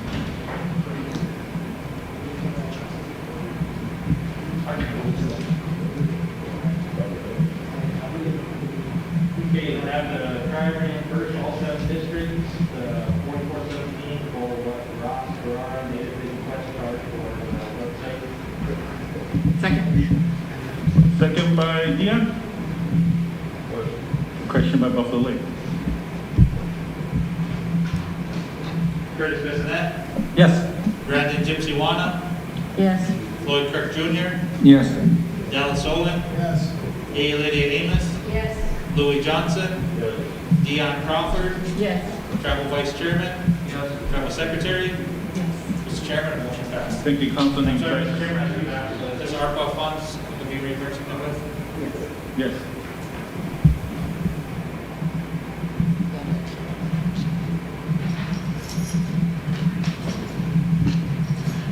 That's it, Mr. Chairman.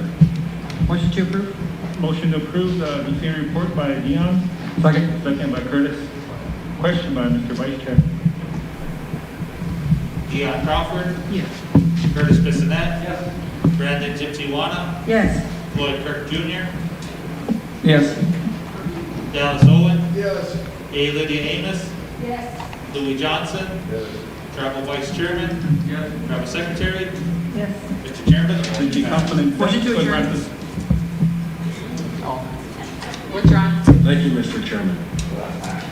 I just have one comment, from the issues from DCA standpoint and also issues from our membership standpoint that we discussed in executive session. Some of this stuff is administrative, but you also look at it, there's another process for some of this stuff that we talked about today too. You have an education code. The education code was approved, I don't know how long ago. Louis, correct me if I'm wrong, probably 14, 15? In that education code, there's a board of regents. That board of regents is your superintendents, your presidents, your director of Head Start, you know, so, and I know there's a lot of turmoil going on amongst our council reps when it comes to funding for different educational institutions. That board of regents should be the ones that is coming in here in front of you guys as council with meeting minutes showing that these things have been gone through that process and approved. That education code is not being enforced. That board of regents is not meeting. You know, and if you have educational institutions coming in front of you requesting, you know, monies, then ask them where the board of regent minutes are at. You know, hold them to the fire, because if we're not going to hold them to the education code, then there's no reason to even have it. Thank you, Mr. Chairman. Curtis and Jim. I agree with that, because right now it's like everybody's coming in for a free-for-all, and that's not, you know, they need to start looking at and educating themselves on that code and what their roles and responsibilities really are. And I agree with that, and maybe we should too. I really think we should probably take a look at that again too and see if there's any changes that need to be made to that, then if they're not going to follow that. Thank you for that. Thank you, Curtis. Going over to Dion, and I think I still saw Gypsy hand up too. Thank you, Mr. Chairman. So I think, you know, one of the things that we as a body don't do is that sometimes we follow processes, and when we don't feel like it, we don't. I've had, and they will attest to this, I have been concerned about the way we are spending this ARPA funding just willy-nilly through motion, this and that, here and there, and now we're down to the bottom. I don't, you know, and I've been asking, let's have a plan, let's have a form, let's have something, a proposal, when people come in and want this funding. You know, we had another motion this morning, and I know we probably don't want to talk about it, but we had another motion this morning that totally disregarded 4 of our districts, Lake Traverse being one of them. Yes, I was offended by that. You know, if a district can come in and file in court against this body after we followed your recommendation and not go to you and get you to make that recommendation to us, and then we're gonna dole out another $1.3 million, there's an issue here. And I don't know what we will do at Lake Traverse. I'm sure we will do something, but on behalf of my people, and I'm very proud of us because we followed the original intent of those funds. Very proud of Lake Traverse for wanting to do community economic development. So I'm giving that to you. I'm sure you can see it on the live. You'll get the minutes and you'll see how that all unfolded. I just want to say that much to kind of cover my own ass, or my own backside, sorry. I'm sorry, but because I think that we have been so willy-nilly with it, I just don't like it. Thank you. Sorry, Susie, I'm so sorry. Thank you, Dion. Going over to Gypsy. Thank you. I just wanted to address what Francis said. And I agree with you about the following that board and the Board of Regents coming forth. And so I don't know what you guys do at DCA when people bring issues to you guys, but I think it would be helpful for us too if you would check with anybody there if they went to any applicable board before coming to you guys, if that was ever addressed or not. And that like today's thing with the college would help move things along a lot faster too, I think. And maybe they did, I don't know, but I'm just saying for future reference. Thank you, Gypsy, Jesse, and then Curtis. Kind of to follow up on what Francis was talking about, this came up at DCA a couple minutes ago then, and we talked about the titles and deeds, because we were trying to get prepared for what we've been hearing all spring, that there was home repair coming for all the homeowners. And it wasn't until last Monday that we asked Floyd, and he said there's no money obligated for that right now, and it, like Councilman Crawford said, it's coming down to where there's no money to obligate it to.